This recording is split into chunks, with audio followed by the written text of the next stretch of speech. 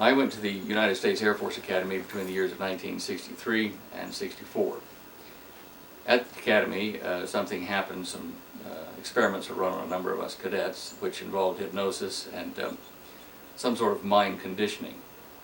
Now, whether this has an effect on what happened later, I'm not sure, but the two do seem to be connected because of a couple of events that happened to me at the Academy.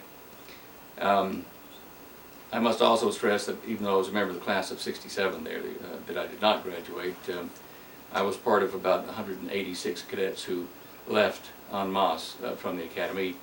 The official news story put out by the Air Force was that we'd been dismissed for cheating on final exams, which we did not do. It was an honor code problem, which we were all honor code members, or committee members, and we disagreed with what the regular Air Force was doing to the cadets. A couple of our friends, fellow cadets, were dismissed on honor code violations for thinking that they could steal something like a piece of candy or something, not pay for it, but not actually doing it. This was the regular Air Force's way of getting rid of some of the cadets that they didn't like because of their base nationality, whether it was Germanic or whether it was a cultural thing or race thing. And so 186 of us protested and said we wouldn't take our final exams if they didn't let those cadets back in. There's a lot more detail to that story. I'm paraphrasing and condensing, but it was later, probably 20 years later, that the Air Force Academy did admit that it was a disciplinary action rather than a cheating scandal. But it took getting a U.S. Senator to investigate it before they tell the truth. So they've admitted to this much, but not to the conditioning that went on to us there at the Academy. We were, those of us that were chosen, not every cadet was chosen, were shown how to read 200 pages a second in flash queuing with a machine that would flash them on a screen in front of us. We were hypnotized quite frequently, and what went on during those sessions we never knew, because you just woke up as you were leaving, or as your programmer was leaving your room. The only thing that they slipped up on while I was at the Academy was my mathematics teacher, and calculus teacher, Captain Eisenman. I was his favorite student because calculus was my forte. And he took me out, or checked me out one Sunday afternoon from the Academy and drove me up on the ledge overlooking the Academy to tell me something. And I remember him starting the conversation, and then the next thing I remember, it was like a fraction of a second later, was he said, "Now that's why these things will happen. You'll understand them later, but not now." And we drove back. To me, it seemed like we'd been there 1 minute and we're leaving. So I don't know what transpired in between there, but obviously I was probably hypnotized or out of it for the time that he was talking. Don't know how they managed to do that, but that's how it seems. Now, that was the Academy, and I left with the other 185 cadets. We were dismissed over several weeks during the Christmas break of '63 into January of '64. They got us all out of the Academy before the other cadets got back from their Christmas leave, to avoid too much talking between us about what had happened. A few years passed. I went down to Dallas where I lived. They sent me back there, and I was trained at IBM in computing. So I started to have dreams that were quite lucid about Einstein's physics, how gravity worked, how to make a device that looks quite similar to a flying saucer. And these weren't normal dreams, because they'd be just before I would get up out of bed in the morning, very early, and it would be like I could have a CAD-CAM system, a 3D CAD-CAM system in my mind, and I could say I want to know about, and an object or an equation would appear before me and dissect itself, and I would be able to see it by just thinking what I wanted. I could take apart the flying saucer or study gravity as a moving waveform in a medium. I could see it just by wanting to. Now, I later found out down in Australia, we'll get to that in a minute, what I was referencing, how I was seeing those things. But that's the first sign I had after the Academy that something was locked up in my memory. Now, Captain Eisenman did say that later I would understand, that it was very important, but right now I would not understand, but later I would. Now, I assume this is where we're getting. In Dallas, I was working mainly in the computer industry as a programmer, systems analyst. And then when these dreams started happening, I had collected a bit of staff under me at one of the companies I worked for. And we were emergency teams. Like, we'd come solve large corporations' computer problems where a disgruntled employee would plant a virus or a bomb or a bandit of some sort in the system before they left the company. We'd come in and find it and solve it. And while I was at this company, which was a conglomerate of 100 corporations in Dallas, I was visited by the FBI, who asked me to work for them undercover there, which they vocally denied for years that they had any people like us, but in the end they admitted they had 700 of us who weren't formally trained agents working for them in industry. And the reason they wanted me to, in essence, spy there in this company was because the owners of the company were doing illegal arms deals in the Middle East. So my job was to find out who they were communicating with and why. This was about a year or two before the Watergate scandal occurred, and my job there terminated when I turned in a report that I believe it was Murray Schottner, and the Dallas area head of the Washington area head of the FBI under Hoover appeared by helicopter there one day and met with the owners of the company. And I turned this report into the FBI in Dallas to my agents, and apparently stirred up a hornet's nest because I had identified this FBI director or area director of Washington as being in Dallas without checking in, and he was part of an internal war in the FBI, pro-Hooverites and anti-Hooverites, and my side, the guys I worked for, were pro-Hoover. They got me out of the company there fairly quickly, but before I left, probably a month or so before this all blew up and the guys came to visit from Washington and I turned in my report, before that happened, I went down to the executive coffee lounge on the floor where I was on the top floor to have coffee one morning, and there wasn't any, so I decided to go down to the general staff canteen downstairs where we feed the 3,000 workers. It was between breaks and there was no one there, so I sat down, got a cup of coffee, and sat in a lunchroom that would take probably 1,000 people, and was having a cup of coffee all by myself at this table, and in walks one of the company executives from one of the life insurance companies we have. Turns out he's an actuarial scientist, or the guy that figured the tables for your life-death statistics. His name was Ted Owanski. And Ted and I got to talking. He came and sat right in front of me, I'd never met him, about some of my research at home and into alternate energy, converting thermionic energy into electricity, and into making saucer craft that would defy gravity, a very efficient means of propulsion. Well, Ted Owanski was a European, probably Polish from the name, and he even smoked his cigarettes, the way they do it between these two fingers, and they like that. And he was old enough to have been there during World War II. He told me after the discussion had progressed a while, he said, "Look, I want you to give a friend of mine a call." And I said, "About what?" And he said, "Oh, he'd be interested in this kind of stuff you're talking about." So I said, "Well, yeah, sure, I'll do that." And sometime, I wasn't really too concerned about that because my real world job there and the FBI jobs keep me fairly occupied. And he said, "Here's the number." His name is Dr. James R. Maxfield Radiation Research Clinic down the street here in Dallas. So I filed it in my pocket and forgot it. Well, a month went by and things were getting fairly tense with the FBI thing I was doing, and I found myself down in the lunchroom again, having a cup of coffee in the morning, and it was empty, and plowed me down if this guy didn't show up again, this Owanski. So he comes and he wins his way through all the tables that are empty, sits himself down in front of me and says, "Hi." Great, good, kind of like, "What do you want?" And he said, "Notice you haven't gone to see my friend Jim Maxfield." And I said, "No, I've been a little bit busy actually." And he said, "I'll make an appointment for you this afternoon at 3 o'clock. You go see him right now." I said, "I really haven't got time." He said, "Yes, you do. You must see him this afternoon."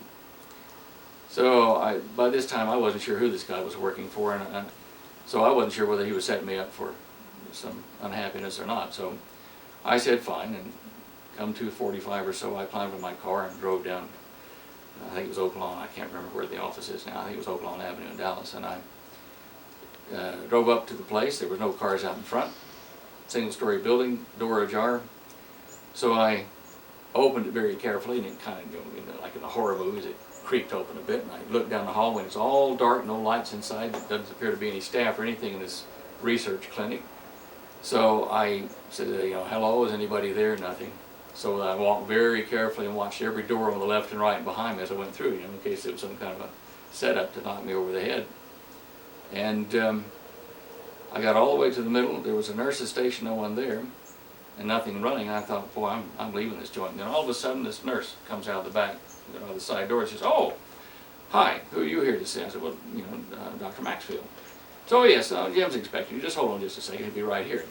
Double doors now open up, and this big, tall Texas guy comes out, short cropped hair, big cigar, cowboy boots, long white robe, or, you know, with the doctor's coat.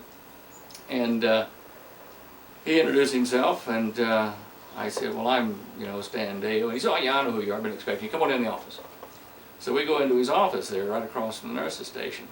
And I sit down, and I realize this guy, I mean, I can see on the wall, he's got degrees in everything worth having, and he's a very bright fellow. There are photographs of him and all kinds of notables and physicists on the wall.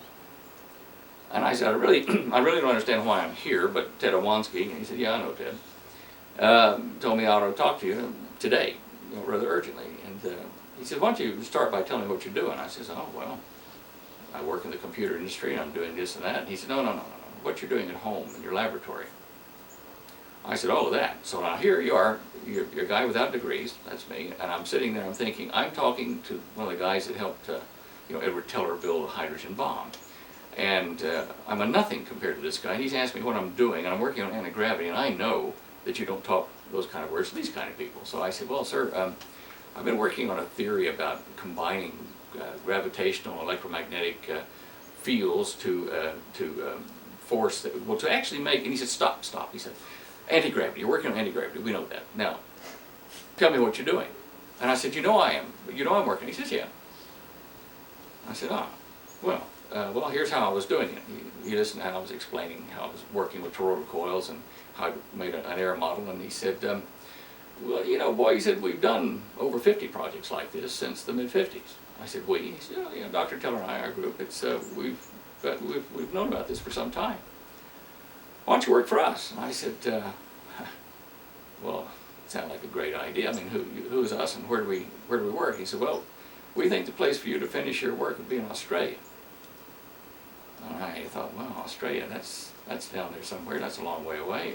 Yes, well, I guess you'd have enough desert to test things." He said, "Yep, sure do." And then he took me up around the wall, and he says, "Look, see, that's me and Dr. Teller, my first trip, or his first trip, you know, Maxwell's first trip, onto the ice cap." He said they have a little ceremony they give you in the submarine when you go to the ice cap down there to the base at the South Pole.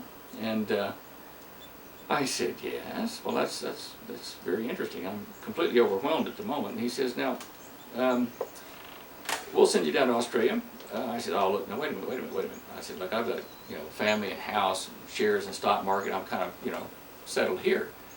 And he says, "Well, how much does it take to get you out of the share market and, you know, your house and stuff? You know, write a number on a piece of paper there, we'll fix it up." And I said, well, I don't have the qualifications that you'll need to go down there, you know. I mean, I don't have any degrees." "Yeah, I know all that. He said, "We'll send you down there, you'll become an electrical engineer on our books." And he picked up the phone, rang the Australian consulate in San Francisco, and said, "This is Jim Maxfield." Says, "Bob Gray there?" "Yeah, all right, well, look, tell him Jim rang and tell him I've got another one of Maxfield's boys." And, you know, that was it. And a few weeks passed. I had some phone calls from this guy, and a lady from the consulate rang and flew out to see me there in Dallas. And set up an appointment to interview me after I'd done all the medicals you had to do, you know, my family had. And a couple of my friends at the office where I worked in a computer thing, I told them, "Look, guys, you're not going to believe this, but I'm going to go down to Australia to work." And they said, "Oh, gee, we'd like to go. That sounds like a great place, you know." I said, "Well, there's a lady coming up from the consulate." You know, still pretty naive I was. I said, "Look, you know, file your applications and get the interview, and maybe you can go with me." So they did, and they were, one of them was a life insurance company executive, and they had a couple $dollars behind them. And so anyway, we all went up to the hotel room. She booked an appointment for them and made us wait outside, and they went first. And one by one, they went in and they came out, and they went, "No, I couldn't qualify. You know, they're tough. You know, we can't get into Australia." And I thought, "Oh, well, what am I doing here?" So then this lady calls me in, and the wife at the time, and we go in and sit down and talk to her. And she says, "Well, what would you like to do in Australia?" And I said, "Well, I'm going to be working for Dr. Maxfield. And she said, well, what are we going to call you? And I said, well, a computer programmer or something like that. No. I think he said we need electrical engineers on it. Yeah, you're an electrical engineer this week, and here's your tickets. And there was no problem. It was just kind of a shoe. And the other guys weren't supposed to be there. And so, all right, it was a royal red carpet ride to Australia. Well, if you're reasonably normal, you kind of start to wonder, all this is happening to you and you really haven't earned it, what's going on? So I sold my house, I carried papers around, I packed the house up and had garage sales, sold off everything we weren't taking, and the rest I put in about 25 boxes in the living room, took the key, took it over to my dad, and I said, Dad, look, next Sunday, a couple of days from now, I'm going to be on a plane to Australia with a family. And it was been kept fairly secret up to that point. And I said, I want you to mail these boxes to me when I get there. I'll tell you where when I find out. And but I'm going to leave, a week earlier than what my tickets say.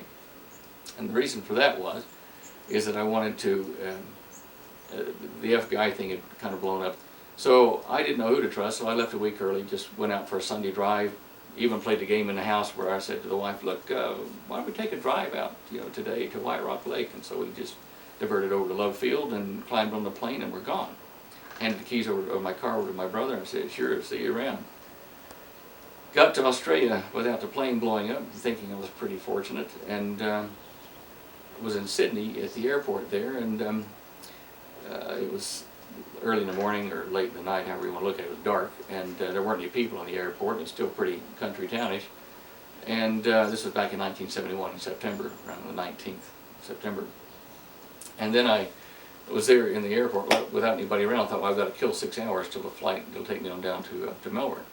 Well, an airline pilot came walking by and he said, good day, mate. And I said, oh, howdy, And he said, what are you doing? I told him we're sitting around here waiting with these 2 kids till we can take the flight down to Melbourne. He said, oh, look, what airline are you with? And it was with a competing airline. He said, oh, look, that's all right. I'll have them change your ticket across. Come on with me. I'm fixing to go down now, fly down with us, which is quite friendly. So we thought, well, this will be a good dodge. Nobody knows we're on that flight. That'll be fine. So we took the flight down to Melbourne, dived into a hostel, which is like a hotel there for very cheapy dollars. And I had gotten one name of a mutual friend who was an Australian working for the same company I'd been working for in Dallas.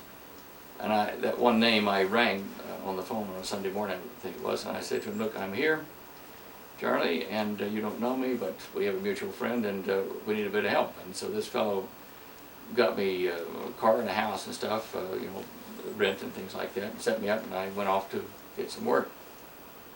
I decided that I wasn't going to work for any of these guys, that it was all too exotic, there was something amiss there. So for 6 months I worked, I got a job immediately, was given my selection of 3 companies to work for, and I went to work for Caterpillar and William Adams Steel, which was a joint venture there, as a senior systems analyst. And the workload was so, minor. I mean, everybody works very slow down there, and so I had all my work done by about 10 or 11 in the morning and stacked up and had time on my hands. So I told my secretary, I said, look, can you print some papers and bind some books and stuff if I write some reports? She said, oh yeah. So I started writing and designing the craft I'd been working on back in the States, because I had plenty of time on my hands at the office. I finally made a breakthrough in understanding something about the gravitic craft, so I wrote a letter to Dr. Maxfield, airmailed it to him, and I got an airmail letter shot straight back, which I have photocopied and put in the back of the book that I eventually wrote called The Cosmic Conspiracy. In that letter, he said, look, we want you to talk to Dr. Tom Keeble at the Aeronautical Research Labs there in Melbourne. First, we want you to contact the prominent man in your area, which was some kind of a code word for, their guy. His name was Sir John Williams. Sir John had been knighted by the Queen for his work during World War II to salvage gold from sunken ship off the coast of New Zealand. And he was the chief executive officer for Adelaide Steamship and Salvage there in Adelaide, and his office was in Melbourne. He was definitely an ex-naval man. His bearing was quite good. At the time I met him, he was in his 70s, maybe late 70s. But anyway, I did as Dr. Maxfield told in those 2 letters. I rang up Sir John's home and I said, Sir John, this is Stan Deyo, you don't know me. He said, oh, yes, I do. Boy, I've been waiting for you for 6 or 7 months. You're late getting here. And I thought, wow. And I said, oh, well, I'm sorry, I didn't realize that. And I'd skipped my last briefing with Maxwell, and then when I left a week early, I just didn't trust anybody at that time and left. So Sir John says, look, we'll meet, I'll have my driver pick you up at the train station in Melbourne, coming in from the suburbs, and we'll have lunch.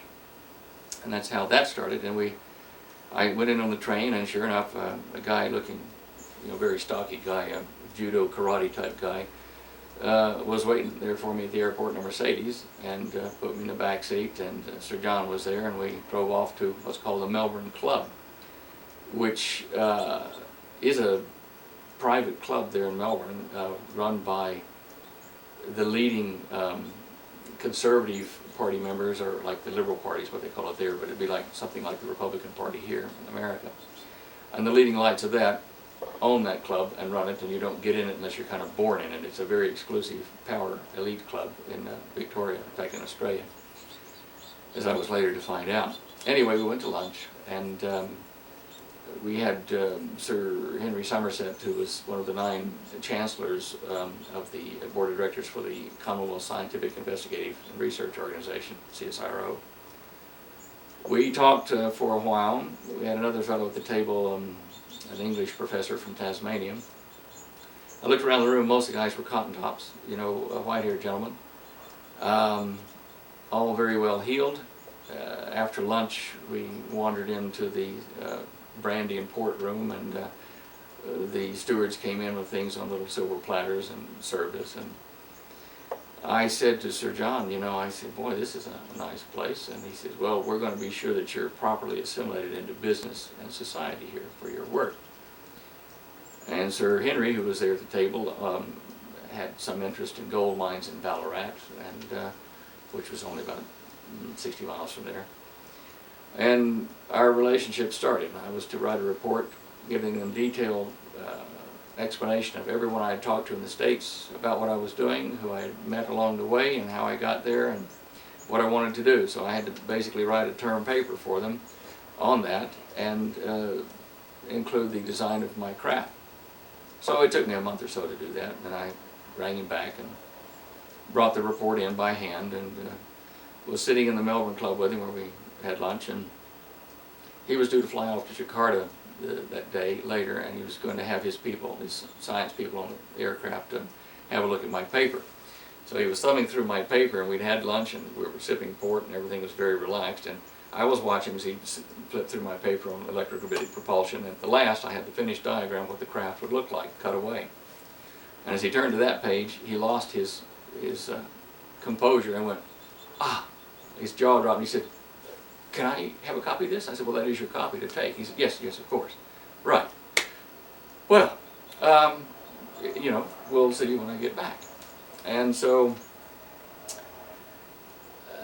he left, and I submitted that paper, that same paper, as instructed, to the head of the Aeronautical Research Lab there in Fisherman's Bend at Melbourne. The director's name was Tom Keeble, Dr. Tom Keeble. I submitted it, let's say, by mail, like one day, like a Monday or Tuesday of the week. 2 days later, I'm at home in the evening with my family, and my wife needs something from the corner milk bar, which is like a convenience store, a small family-owned convenience store.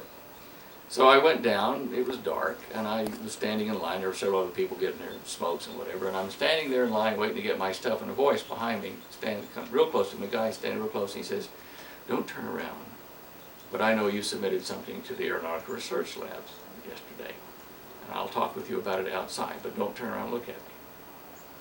So I'm thinking, I was just getting some stuff here, bread and smokes and things. This is really quite extraordinary. So I did as he said, and I got my stuff and walked out. Didn't see anybody out there for a second. I started to walk home, and he just kind of joined me from the shadows there. He said, I'm Dr. David Warren. I live across the street from you, right across the street. I said, oh, how did you know that I turned in a paper? He said, well, for 13 years I worked for the CSIRO, the Aeronautical Research Labs, the Aeronautical Research Labs, as their Chief Scientific Investigative Officer. And your proposal was put on my desk. I got to look at it for maybe an hour, before the director, Dr. Keeble, came in and said to me, David, look, we're going to take this one away from you. Consider it classified above you and don't reference it any longer. He said, in 13 years, they've never done that to me. I've never been insulted like that. He said, I can't ask you for a copy of the paper. I cannot talk to you. But, you know, I certainly would like to know what it's all about. And I said, well, what would happen if one appeared in your mailbox? I've got a photocopy across. And he said, well, gee, I couldn't help that now, could I? So here was a man that had been taken away from because he wasn't in the in crowd inside the ARL. I don't know why. Anyway, I did give him the copy later, the next couple of days. I was called in for a meeting to the Aeronautical Research Labs by the director and with 3 other of his scientists. One of them was Bill Schofield, who is today the current director of the Aeronautical Research Labs under the Defense Standards Group there. They told me about flying saucer tests that they had filmed, about flying saucers that perhaps weren't ours that they had filmed and had on file at the RWF Air Force Base at A.S.I.O in Victoria, S-A-L-E, Victoria. While I was sitting in that room talking to them, they said, all right, how'd you get here? Where'd you get your training? And I said to them, I'd been to the Air Force Academy. And they said, ah. And they looked at each other like they knew something I did. And I said, yes, well, I went through some kind of training there. It was like hypnosis. And he says, ah, yes, we always wanted to meet one of you chaps. I said, one of those chaps, all right, explain. They said, well, we'd heard that they were tuning minds like radios, that you could eavesdrop on other scientists' work, even in other countries. If you concentrated on a subject, you could access that database of knowledge. I said, well, I'd never seen anybody's mind. They said, no, you wouldn't. The way they were doing it was that you could access the data without knowing who it belonged to, and you would hear in your mind or see in your mind what they're doing. I said, well, I suppose that explains it. And they said, well, the only trouble is a lot of the guys died. They suicided. And I said, well, I heard about a couple of them at the academy that did, but you know, I just figured that was normal stress that happens there. And he said, well, no, few of them just went tropo, or they went crazy when it got too much for them. I said, well, I can understand, I suppose, because it made you very tired, and it'd take you 2 or 3 days. You get dark circles under your eyes to sleep off whatever it was they filed into your mind. And I said, well, all right, show me these videotapes and films that you've got of UFOs. And they all said, oh, gee, we couldn't do that, that's classified. And as they said that, they motioned back behind them to a bookshelf and said, you know, maybe. They mimed with their mouth, maybe, so that it couldn't be heard by, you know, a microphone in the bookcase at the ARL there. And then immediately after that, they said, oh, by the way, did A.S.I.O contact you when you came into the country? And I was new to the country, I'd never heard of A.S.I.O. Well, that's the Australian Security Intelligence Organization, which the CIA had trained. I mean, we set up that thing I found out later. I said, no, I wasn't contacted by them, and they kind of went wink, wink, and pointed to the bookshelf again. That's A.S.I.O, their own government bugging it, and they weren't wanting their own government security people to know what we were talking about. So then the plot starts to form. You see, well, we're talking here at a government institutional level there. They're doing something that is above or outside their own government. Now, I thought that very strange, but yet they knew about what I'd been through. Well, a few weeks passed, months, and Sir John asked to set my report back. He said, I want you to write this again, and this time leave out some of your observations about what we should do with the technology.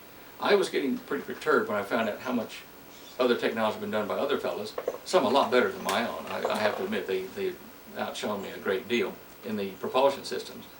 And I thought, look at all the poverty in the world, look at all the people starving. We can take these craft, we can be across the ocean in an hour or less, and take feed and all kinds of stuff. I mean, you know, we can really help the world, and we can cut down a lot of the pollution. I was thinking, wow, we've got to show people this. Because I didn't understand the bigger game plan on the global thing, which we can talk about later, I had an argument with him, a very serious argument with Sir John, and the end of the argument kind of went like, well, I wrote another paper, and he said, you've still done it wrong. You've mentioned these things, drawn opinions about what we should do with it. And he humped off, and the driver took me back to the train station. I went home. A few weeks went past, and out in the front porch of my house, a special delivery courier delivered a box. And in that box were all my original papers that I filed with him, all of our communications and correspondence, and a little nice see you around card on top from Sir John. My friends and I feel that there's no longer any purpose in us working together. You know, in essence, you're sacked, fired. So that was it, and no further contact. And I thought, well, that was the end of it. Then one of his lackeys that owned an insurance company there, gee, I think it might have been something like Eagle Insurance or something in Melbourne. Anyway, I can't tar and feather them, I can't remember. But anyway, this fellow came and bumped into me at my favorite watering hole there at lunch in Melbourne and said, look, you know, I've been talking to one of your friends here. Apparently you've got some stuff you'd like to research and develop. You know, I've got friends that'd like to invest in that. I said, oh, well, gee, that sounds great. And so they set up a meeting, and this meeting with all their investors is behind the house of the former Prime Minister. His backyard just came into this little room, Sir Robert Menzies' backyard. And we sat in there and discussed propulsion and energy. And they said, well, all right, now we want you to, Dutch Oil are part of our backers, we want you to make a formal presentation to their people in another building next week. However, we will get back in touch with Dr. Maxfield in Dallas and just confirm a couple things. Well, I was after funding then. They were going to give it to me. I was expecting to present a paper to these folks and, you know, have them say rubbish or have them say great stuff, we'll do it. Before the meeting took place, I got a call from this insurance guy and the other fellow that were arranging all these people, and they said, look, we don't need to have the meeting now, we've decided we'll underwrite it. Great stuff, bright fellow, wonderful. What we're going to do now, we ask you to be very secretive about this, tell no one where we're going to send you and who's doing it, and we want you to finish your work. We understand that that energy conversion thing needs a long antenna. Why don't you put that antenna instead of up, put it down in a shaft? And I said, well, I never thought about it, I guess it'd work. Where would you get a 3,000 or 4,000 foot shaft? He said, we have one. Sir Henry has one out in the goldfields out at Ballarat. Ah, okay. And I said, well, yeah, but you know, the instrument package that I'm designing has to be on the bottom of the thing. We know you can have a laboratory, because those old mines and stuff have a lot of room, and you can put a laboratory down there, and you can put all your equipment down there. Nobody will ever know what we're doing. But don't tell anybody where you're going. So the penny started to drop that I was fixing to end up at the bottom of a 3,000 or 4,000 foot mine shaft with a very narrow exit entry, and probably disappear in the sunset under a lot of rock. So I said, well, gee, that's very good. That's really special. I like it. Let's do it. Finished lunch, immediately went around making preparations to disappear. And I did disappear. I will not discuss on camera how I did it, in case I have to use it again, but I did manage to elude them for 6 months in Australia and have everybody looking for me, all the intelligence agencies for sure. I did have help from a former Australian intelligence officer from World War II that I bumped into in a very odd place, which really was a coincidence. And I asked him how one disappears, and said the best thing we ever found was blah, blah, blah, and he was right. And so I was able to, in essence, hide for 6 months while I put together a plan for defense to keep them from killing me. And that plan eventually was to come out of the city, out of the bush into the cities, to Perth, Australia, where I would write my story down if I could find someone to do it, and publish it, and I would have insurance. I would tell enough that I'd name names to keep them off my back, but not enough to make it where they'd have to kind of do me because I'd told the whole story. Well, I couldn't find anybody who was interested when I got to Perth, and because they weren't really interested in anything else other than beer and the football. But I decided to start working as a contractor there. That's the only work I could get because I couldn't use my passport to identify myself at that time. I worked under a false name I just adopted of Noah Davidson at the time.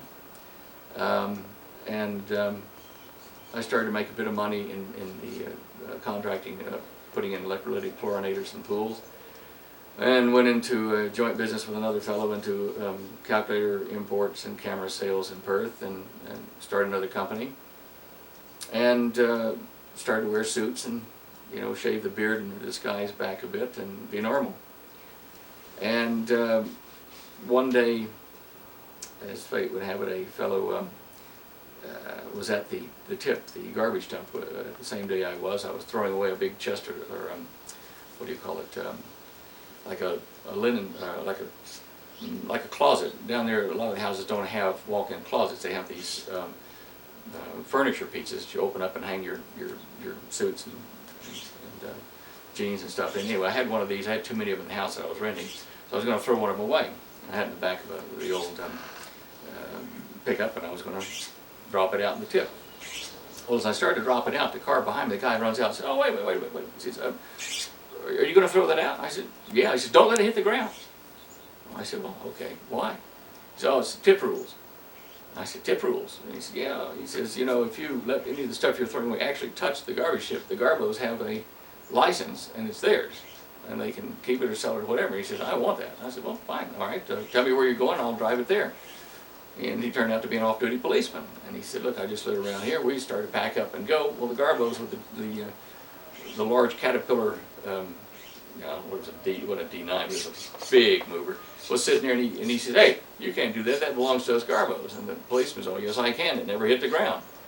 And so the guy starts running his tractor and his blade right toward the cop's car, and he's going to push his car off into the tip. Because it's a civilian car, he didn't know he was a policeman. So the guy whips out his thing and he says, "Stop." "I'm taking that." And so there was a little altercation, and finally the policeman won and we went off. The crowd had gathered.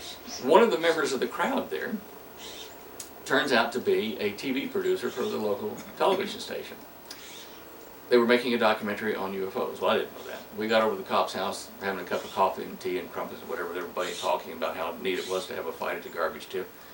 And we got talking flying saucers and UFOs, my favorite subject. And so I start talking to these people, and this guy had come along from the tip, this producer fellow.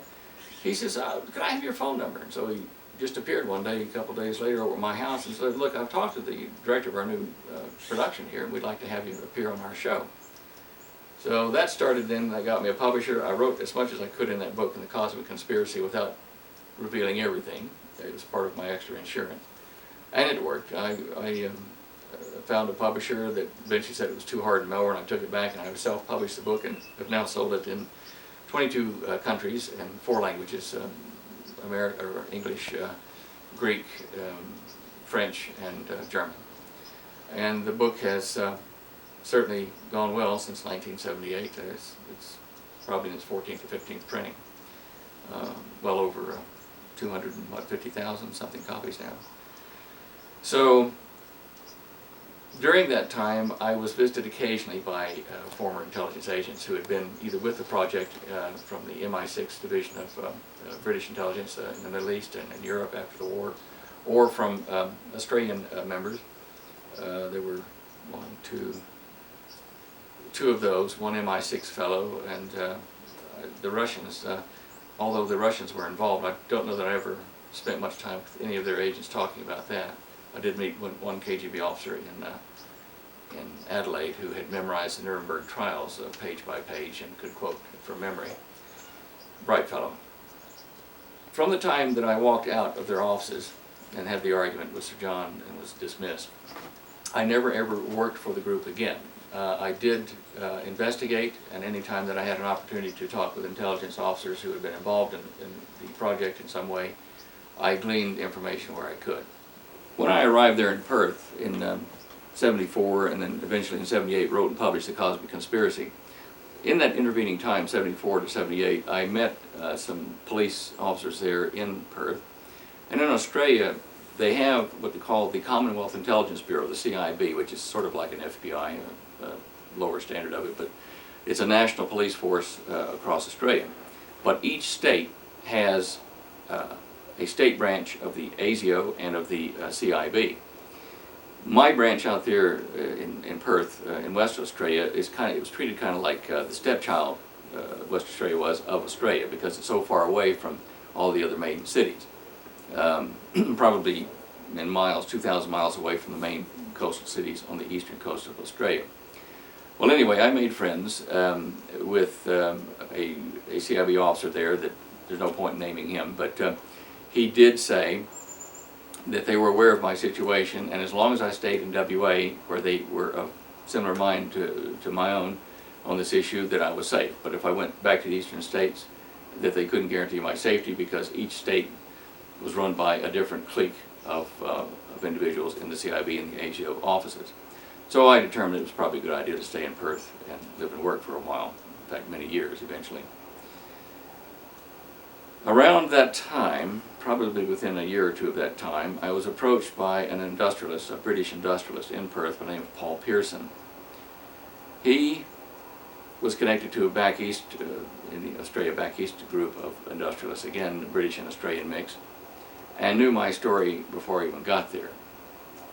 He had me come to a meeting with himself, his solicitors, lawyers, attorneys, and those of the richest man in the state who owned the iron ore, Lang Hancock, of Hancock and Wright Enterprises. They reserved an entire restaurant at the hotel there in Perth, the Paddington I think it was called at the time, during the afternoon. And they would not let anyone, staff or anyone close enough to hear what we were saying. They just cordoned off the chairs and got everybody out, and we sat at a table and had lunch, and they made their pitch. Now this is an extraordinary thing that they told me, and I'm still trying to figure out exactly why they did this, but they said, if you will be quiet, but this is before I actually published the book, if you will be quiet and go with us, we will give you what you need. We'll give you engineering staff. You can develop your ideas north of here. We have plenty of mining sites that we can just build up for whatever you want. If you need 60 engineers, you've got them. But just don't rock the boat. Don't you understand what this is all about? And I said, well, I've got half an idea. I think this is a global thing we're looking at, not one country, but a global organization. He said, yes. And I said, if I'm not mistaken, you will have to have a dictator over this new type of government you're going to set up. And he said, yes. And I said, well, pardon me for asking, there's one big problem with a dictator. How do you, as a group, control this fellow? How do you turn him off when he's done what you want him to do? We're working on that. We haven't quite solved that yet. And he said, you're here in Australia. If you go with us, this could be yours, the whole country. I said, I beg your pardon? He said, he's going to have people working in each area. I said, well, that's really pretty special. Tell you what, guys, when you figure out how you're going to control that fellow, that dictator, let me know. Then we'll talk again. And this is talking, I was very poor at the time because I'd had to leave everything when I ran. And, you know, I was working my way back up into having where I could buy a car and stuff like that. And so their offer was quite lucrative. And the fact that I might be, you know, gee, a mini dictator, that was even more fun. But it astounded me. It was another piece to the puzzle that would form into a more accurate picture many years later. After 78, or right around 78, actually, so I was about to publish the Cosmic Conspiracy book, but I hadn't finished it yet. It was, you know, being assembled and ready for printing. I was invited across Australia by a group of businessmen in Queensland. That's be like going from San Diego, California, over to New York City. They provided a first-class ticket for me to fly across. They wanted me to give a public lecture on all the stuff that I was gathering for the book.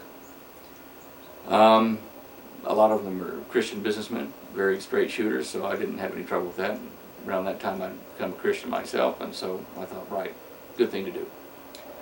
So I flew over, I didn't have any trouble. When I landed in Queensland, there were men in white shirts and ties and kind of doeskin leather jackets who were there at the airport to kind of stand beside to be sure that nothing bothered me.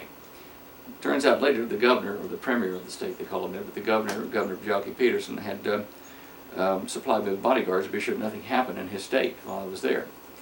You didn't hear about this here in the United States, but in that country, in Australia, from that moment forward for probably 5 or 6 years, there probably wasn't an adult person there that didn't know my name because of the furor that did develop. But I had a book that was 10 times over a bestseller in Australia. Here it would have been a million seller in this country, but we couldn't get it released here.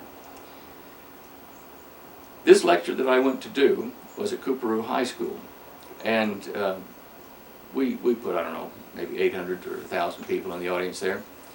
And I started lecturing Saturday morning, took a lunch break, lectured till the evening, Sunday morning to the lunch break, and to the evening. So I lectured for probably 20 hours there. There was a crowd they set up underneath the stage in a little recording area, and they had back-to-back, wall-to-wall Sony duplicators going, and people at the lecture, at the end of the lecture, could pay their $5 or $10 or whatever and get complete copies of what was said. And I did basically what we're doing here, but I told a lot of other things as far as, you know, hearsay and conjecture, and this is how the puzzle fits together. What we're doing here is what I've actually experienced or done, so this is, you know, straight testimony to start with. At this lecture, there was some guy heckling me in the front row about the end of the first day, and he was getting fairly vocal. He was about 3 or 4 rows back from the stage. And he stood up and he really started to shake his fist and get at me. He was interrupting the entire lecture, talking about the UFO cover-up and all this kind of stuff and our technological suppression. Well, when he became very vocal and started shaking his fist, about 4 guys and those led the coach just stood up. And they just kind of came in from both sides of the aisle, kind of, excuse me, sideways to him. They leaned into his ear like this and said something. And whatever they said, he straightened right up like a board. And as they moved sideways, he moved with them. And they took him out, and I never saw him again. That was the Premier's boys being sure that I wasn't bothered. And the Premier did eventually invite me back over, and we had a private conference where we talked about the Governor General, Sir Solomon Cohen's involvement in this global conspiracy. Now, just as an aside, I really am sorry that Sir Jockey Peterson never got to be Prime Minister of Australia, because he would have possibly done what we are doing here and would have turned it around. Because we knew that there was a foreign agency, a multinational agency, that had been undermining a lot of countries, including the United States, and taking minds like myself and technology that was developed and taking it away to this new group, or the secret group that they've got. Anyway, as I say, the governor, or the premier, did take care of me at that lecture, and while I was in his city. Now, on the Sunday night, I was very, very tired after 20 hours of lecture, and I nearly lost my voice. And I thanked everybody for coming, and you know, they were just a wonderful audience. And I went back behind stage, and they were at the door wanting to talk, a line of questions, so we let them in. And you know, one question after another, and I'd be polite and answer it, and then they'd go. And it's dark outside, and I'm thinking, please, let's just go home and sleep. I noticed a guy in the line carrying kind of a shopping bag with handles, and he was smallish build, very thin, had pointy black shoes on, very oily skin, and kind of sharp, you know, sharp features on his nose. It was a very prominent, sharp-featured nose. Well, because we'd had the trouble, he had his hand put it down in the paper bag, and I thought that he might be reaching for a knife or a gun, because he would get within 2 or 3 people of me, and he'd see more people behind him, excuse himself to the end of the line. So I couldn't get to any of my security people because I was behind stage, and they were all out clearing everybody out of the auditorium. So finally, he was the last one left, and he came up to me and he reached down in the paper bag. He says, "I've got something to show you." And I thought, right. So I got ready to try to duck or whatever, and he pulls out this probably inch-thick sheaf of papers, photocopies and news articles and stuff, and some Polaroid photographs. And he lays the Polaroid photographs in his hand like this. He says, "Have a look." And so I look at these Polaroid photographs, and they're an assembly area of electrogravitic saucer craft, taken apart. They've been out there working on them in this huge work area. Probably a warm country from the looks of the building walls. They weren't insulated. And I looked at that and I said, "Well, what are you showing me?" He says, "We think you know." And I said, "We?" He says, "Yes." And then he handed me the sheaf of papers. He said, "Thumb through there. This is you." And I thumbed through there, and there were quotes of stuff, articles about things I had said. I'd never even been to Canada. These were from Canadian papers, American papers, things I talked about on this, all collected. Everything I'd probably ever said in a bathroom was all in this thing, you know. And I said, "Where did this come from?" He said, "You realize that what you were telling these people out there is an antique?" And I said, "Yes." He said, "Well, what are you looking at?" I said, "Well, that's an electrogravitic craft." He said, "Well, that's the modern one." I said, "I don't suppose you let me take a photocopy." He said, "You've got to be kidding." So I said, "Well, let me just look at it a bit longer." So I memorized as much as I could of the photograph, the field coil arrangements, and you know, the big wide copper bars that were about probably half-inch thick, and these were wound around a donut type former with a little hoop in the middle, and that was the main drive field. And then there was another coil wrapped at right angles to that, so that we had wrapping flat bar coils like this around a donut. And then they got skinny at the thing and went over the doorway or something. And they told me about the little side coils, the A and B coils, that have, they're polarity sensitive. They have to be marked when they're in the assembly area, because if you reverse the polarity of one of them when they fire it up, it creates a fireball. It vaporizes the entire craft.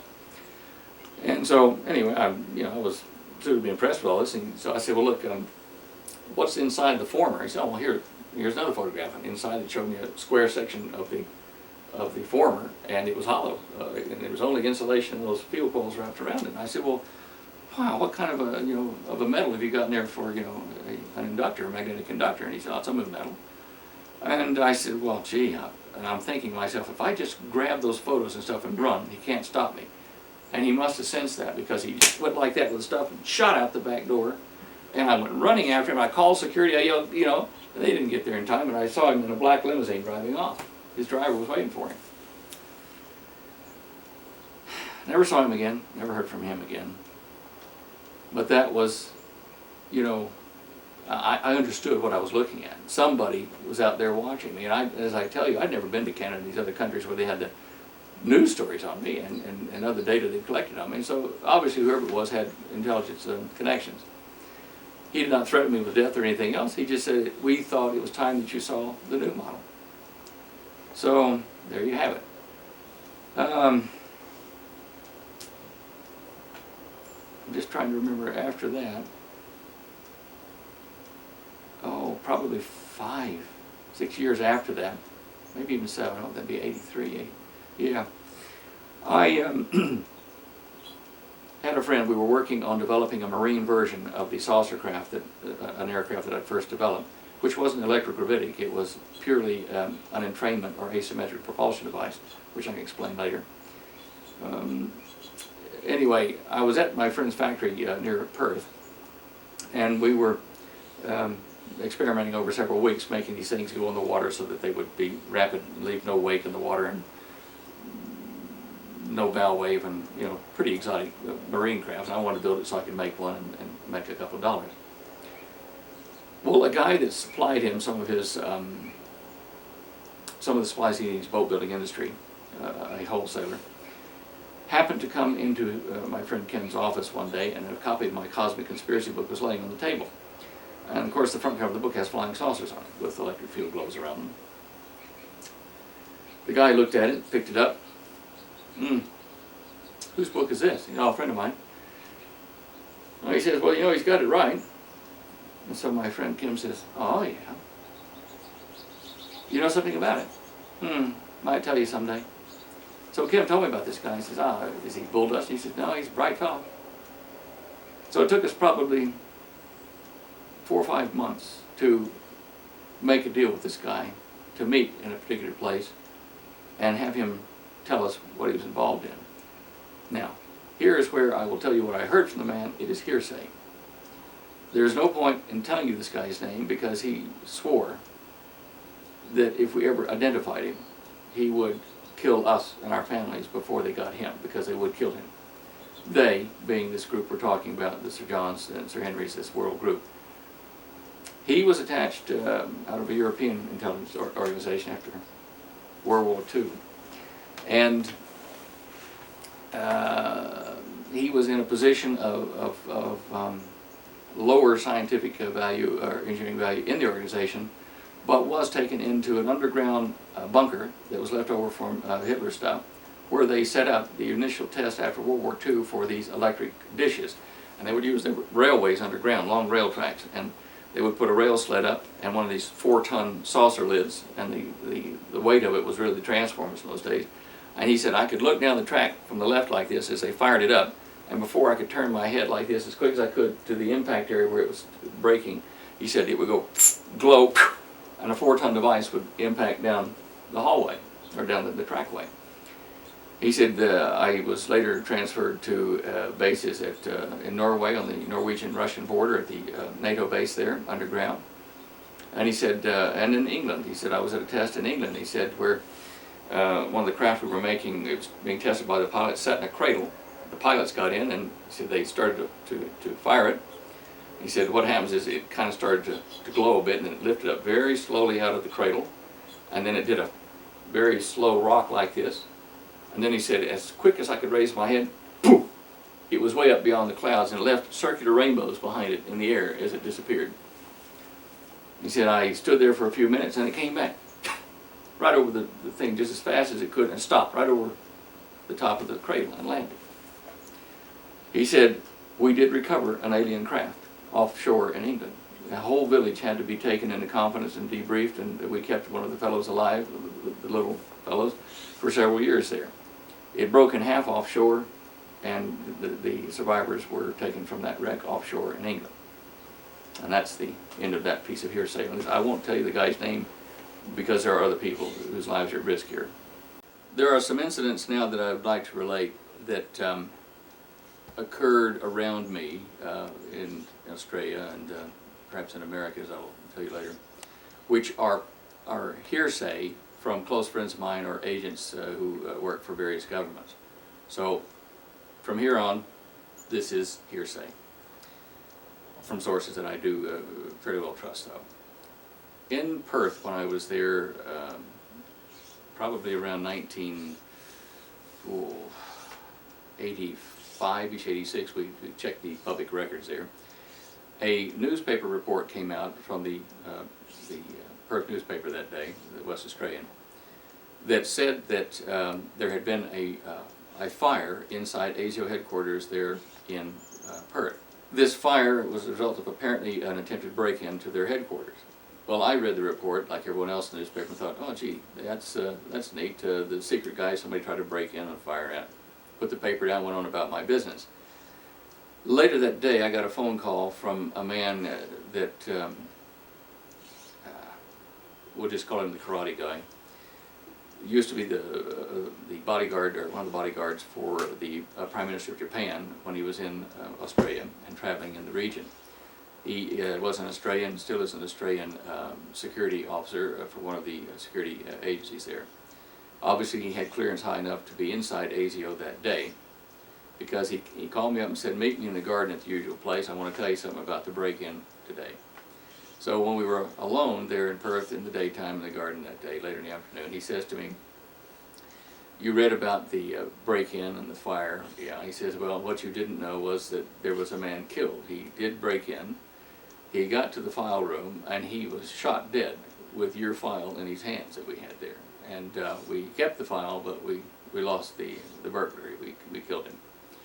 Now, that made me feel pretty terrible that whatever was in my files were somebody getting killed for, but that's the tale. And remember I told you earlier that I had shelter there in WA from the CIB A.S.I.O guys that were there because they were friendly to my point of view, I guess, and sheltered me from the Eastern States guys. So whether the story is true or not, I don't know, but it seemed like it was, because I know this agent, the karate guy, quite well, and I certainly wouldn't want to cross his path being an enemy. In the intervening years, I have made some friends here in the United States. One such friend lives in Arizona, a businessman who has had contacts clear to the White House in the energy program, very responsible corporate executive. He took my plight, my situation down there to heart, and did everything he could to make life easier and better and to get my story out. I don't intend to name him here, but I'm just telling you that the press, when push comes to shove, I could introduce you to the man and tell you his name and all the details that were necessary in a court of law. He sat at a breakfast meeting in Arizona one morning with Edward Teller on his left, Dr. Edward Teller. He knew he was going to be at this meeting with Dr. Teller because my friend had been asked to, I think, give the morning devotional that they give before their men's meeting there, and so he said he knew he'd be sitting next to Teller on the guest table. So my friend said to me, look, I'm going to take a copy of your book in with me, and I'm going to ask Teller if he remembers you. I said, gee, that'd be great. Let's see what he says. So my friend was sitting next to him, and the devotion came and went, and they were eating breakfast and finished, and so it was a bit relaxed, and he was sitting next to Dr. Teller, and he says, Dr. Teller says, do you know a guy named Stan Deyo that lives down in Australia? And Dr. Teller says, no, never heard of it. He said, you know, that's odd, because he has this book he's written with a letter from Dr. Maxfield on your behalf telling what he'd been doing research for you guys. And when he pulled out my Cosmic Conspiracy book, he said Dr. Teller's face went absolutely drained of blood white, and he didn't answer. And he looked up, Dr. Teller looked up across the table, and several chairs and tables away, and here was an Army general. And the general came immediately over to Dr. Teller and said, look, I'm sorry, we can't leave Dr. Teller here any longer. He's got another appointment, he's got to go, and drug him off. So you can make what you will of that. It does appear that when the hard evidence was put in front of Dr. Teller that he did panic. I don't know whether he had a military minder or whether the military chap was responding to Dr. Teller's silent cue, come get me out of this, I'm surrounded by a nut, or what. But anyway, that's as close as I've ever been able to get to getting Teller to admit that we're connected, other than the letter that Dr. Maxfield wrote, which is photocopies of it in the back of my books. It is interesting to note that every one of the names I've mentioned on this tape, as far as I can recall, has been published in my books. I have never ever received a threat, legally or otherwise, from any of these people. In fact, a number of these people have just very quietly disappeared from the phone books in the towns where they lived and whatever, except for Dr. Maxfield. So it is not a thing that I would be sued over. They don't have enough fear of what I've said or anger or whatever to come and sue. So there must be a little bit of truth in what I've said. As far as I'm concerned, it's 100%. But what I'm trying to tell you is it's odd that after, 22 years of being in print, this book naming all these names, I've never ever been asked to retract or take any of it out or cease and desist or anything by those that I've named. Over the years, there have been phone calls that were a little bit disturbing to the family, but usually only during times when I was preparing like a documentary once that we did in the States, or when I was about to make a public disclosure. Now, what is a matter of public record is that I brought down to Australia, I brought John Schuessler, who used to work for McDonnell Douglas at NASA in Houston. John's job was the head of an engineering team of several hundred engineers, and he was the space flight operations director for the space shuttle program there. John is an avid student of the alleged UFO incidents and reports around the planet. Very rational fellow, as you can tell from his job description. John had collected probably a ton of paper, a room full of paper and documents and photos over the years about the UFO cover-up. Now, you might find that odd for somebody who works at NASA. In fact, he was often the butt of some jokes around the NASA at Houston because of it. Anyway, I met John in the States at NASA when I was there filming a documentary in '83, I think it was. And we got to be friends, and I said to him, look, why don't you come down to Australia and we'll do a lecture tour, let you air your stuff down there if you can't do it here.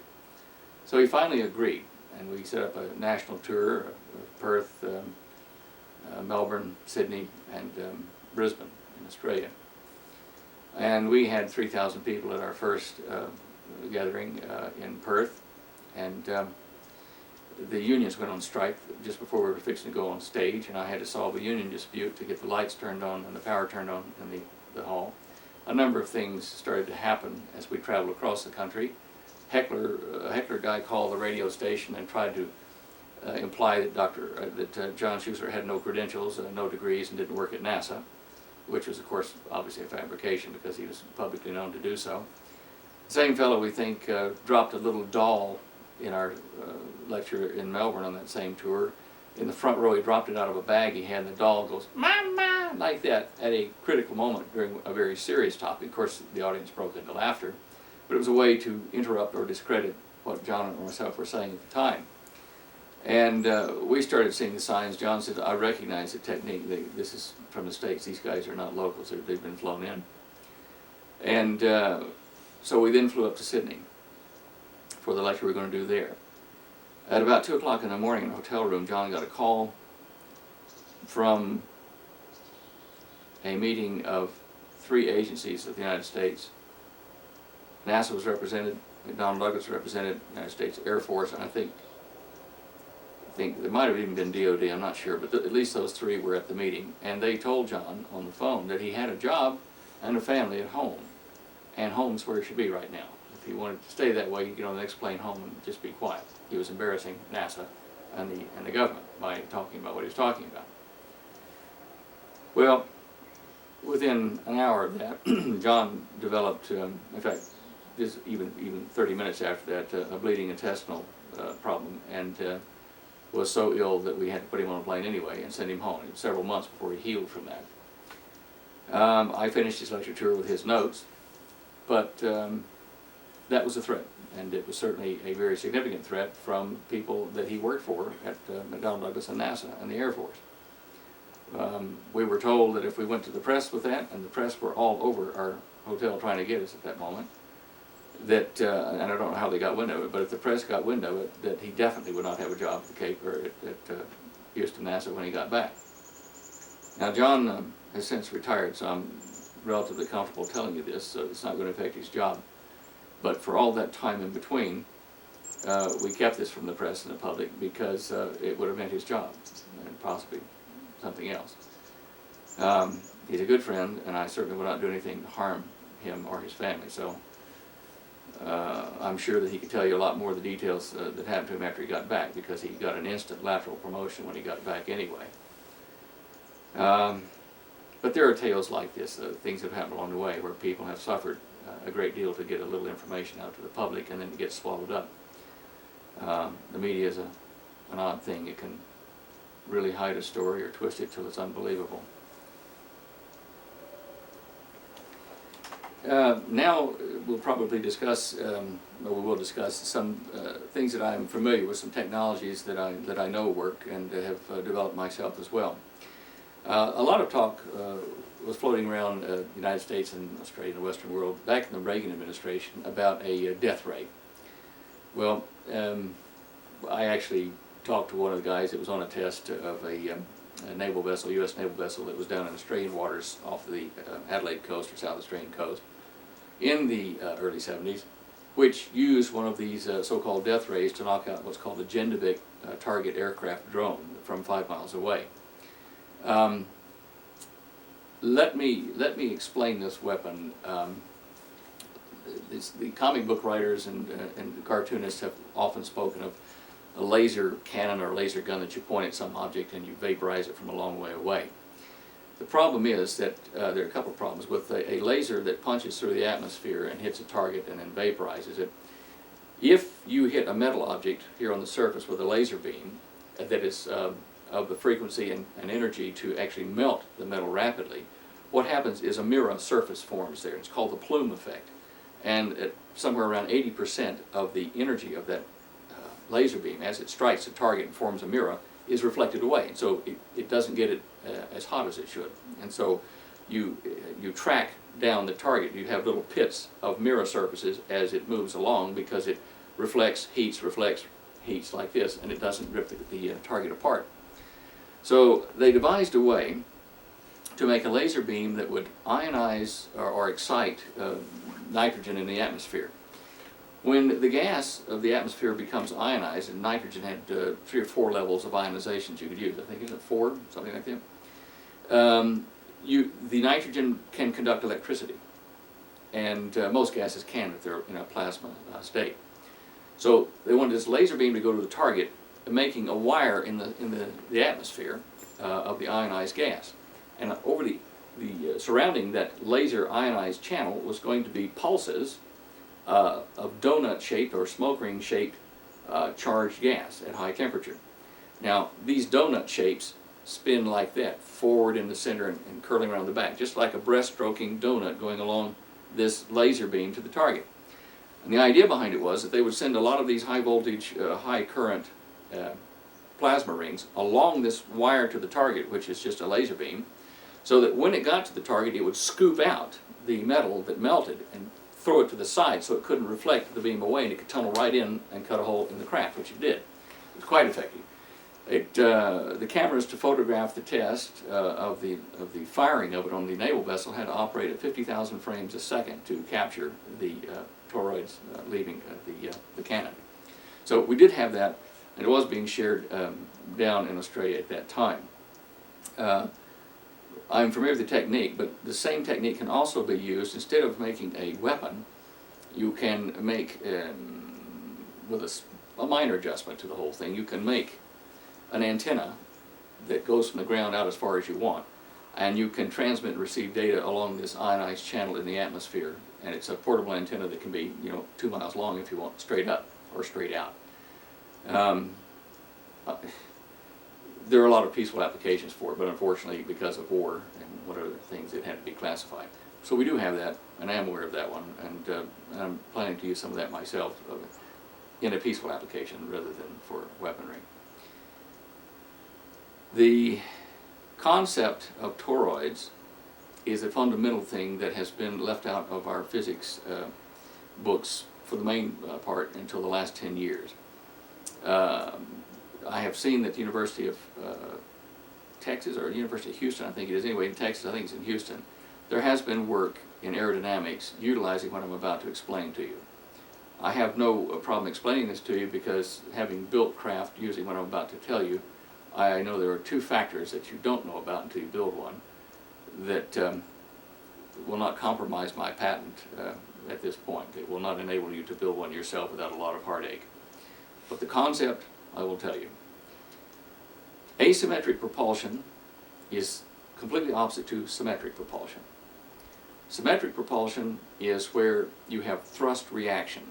The Newtonian value of where you have a rocket, it shoots gas plume out the back, but it moves the opposite direction. This is a symmetric propulsion. Mass out the back, mass the opposite direction.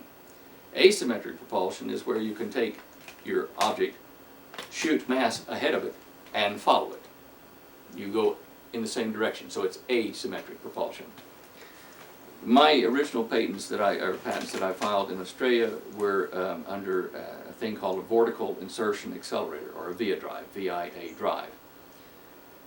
And that was for marine application of what I'm about to explain to you.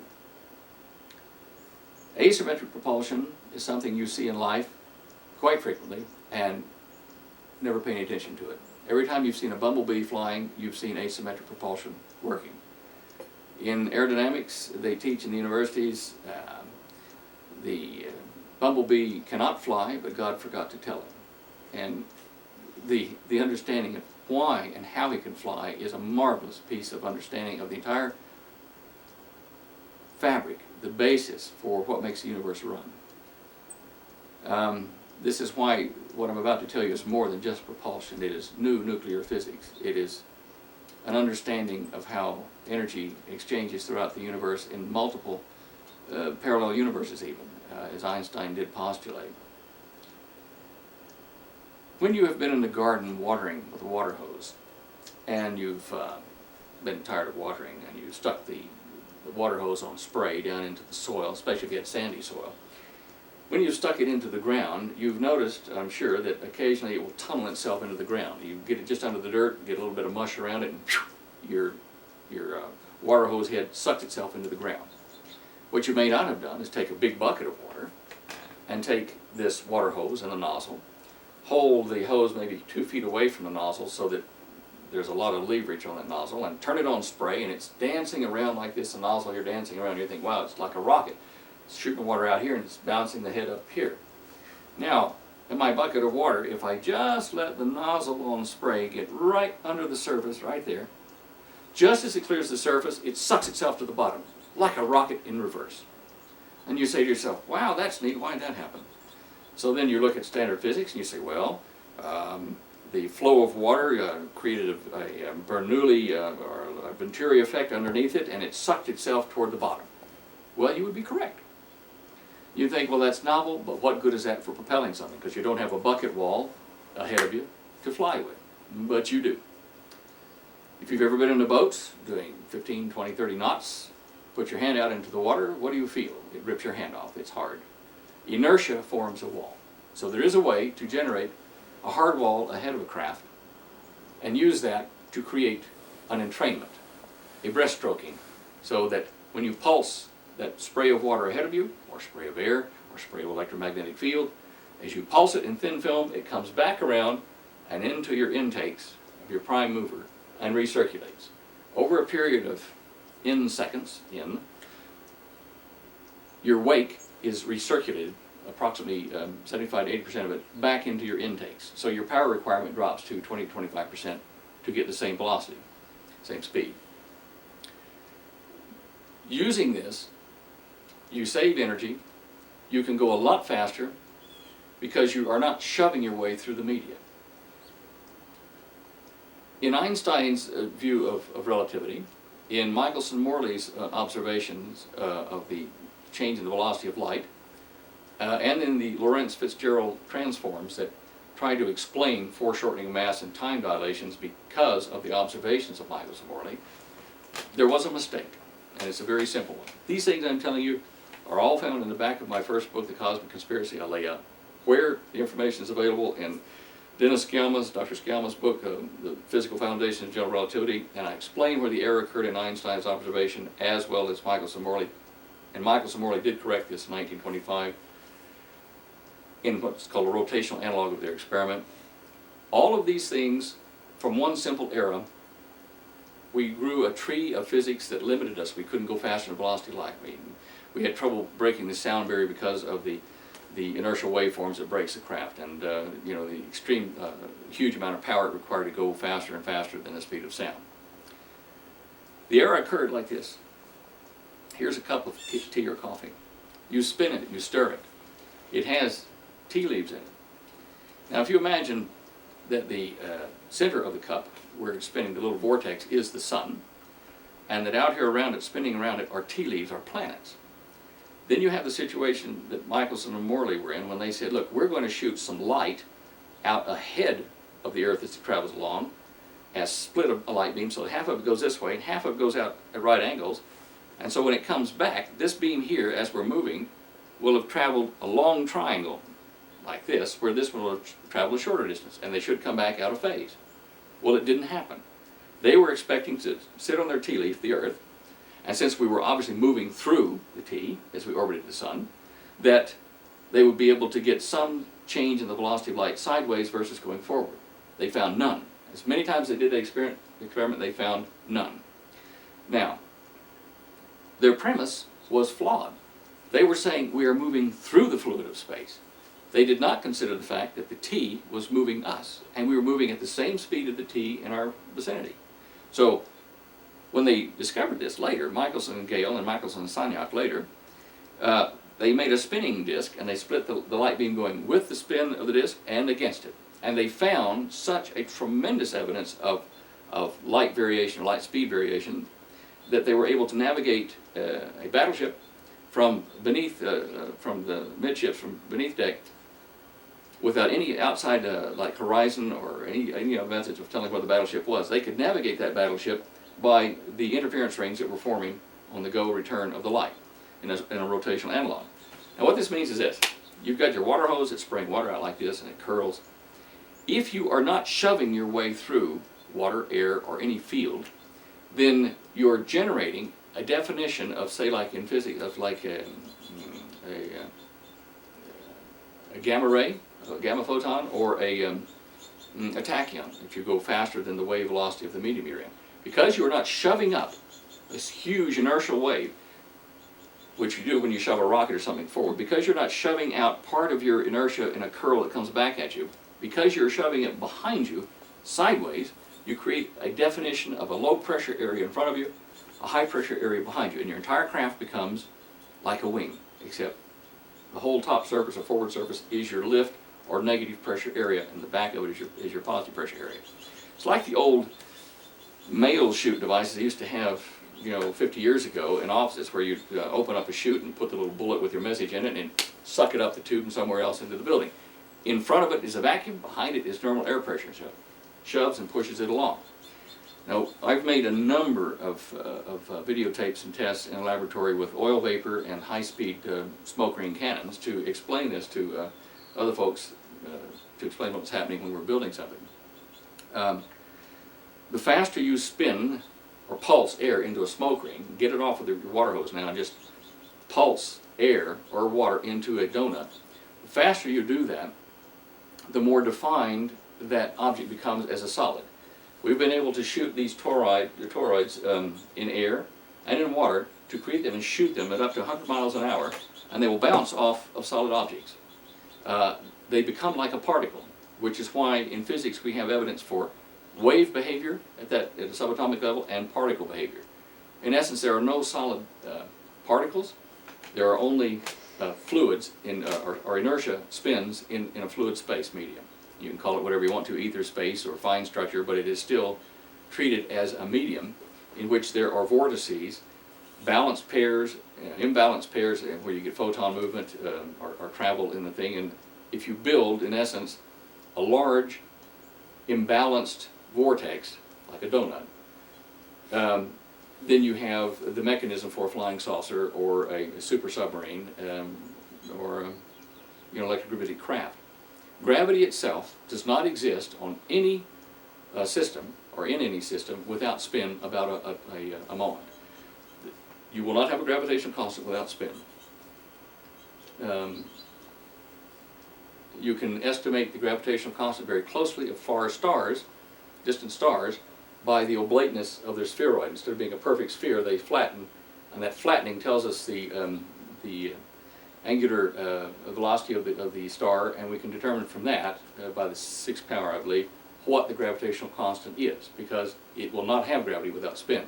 On a nuclear level, the mass here and the mass in my hand, they do have an attraction, but it's the sum of all the little molecular spins, and there's a net force there because of that in the field of the Earth that we're in.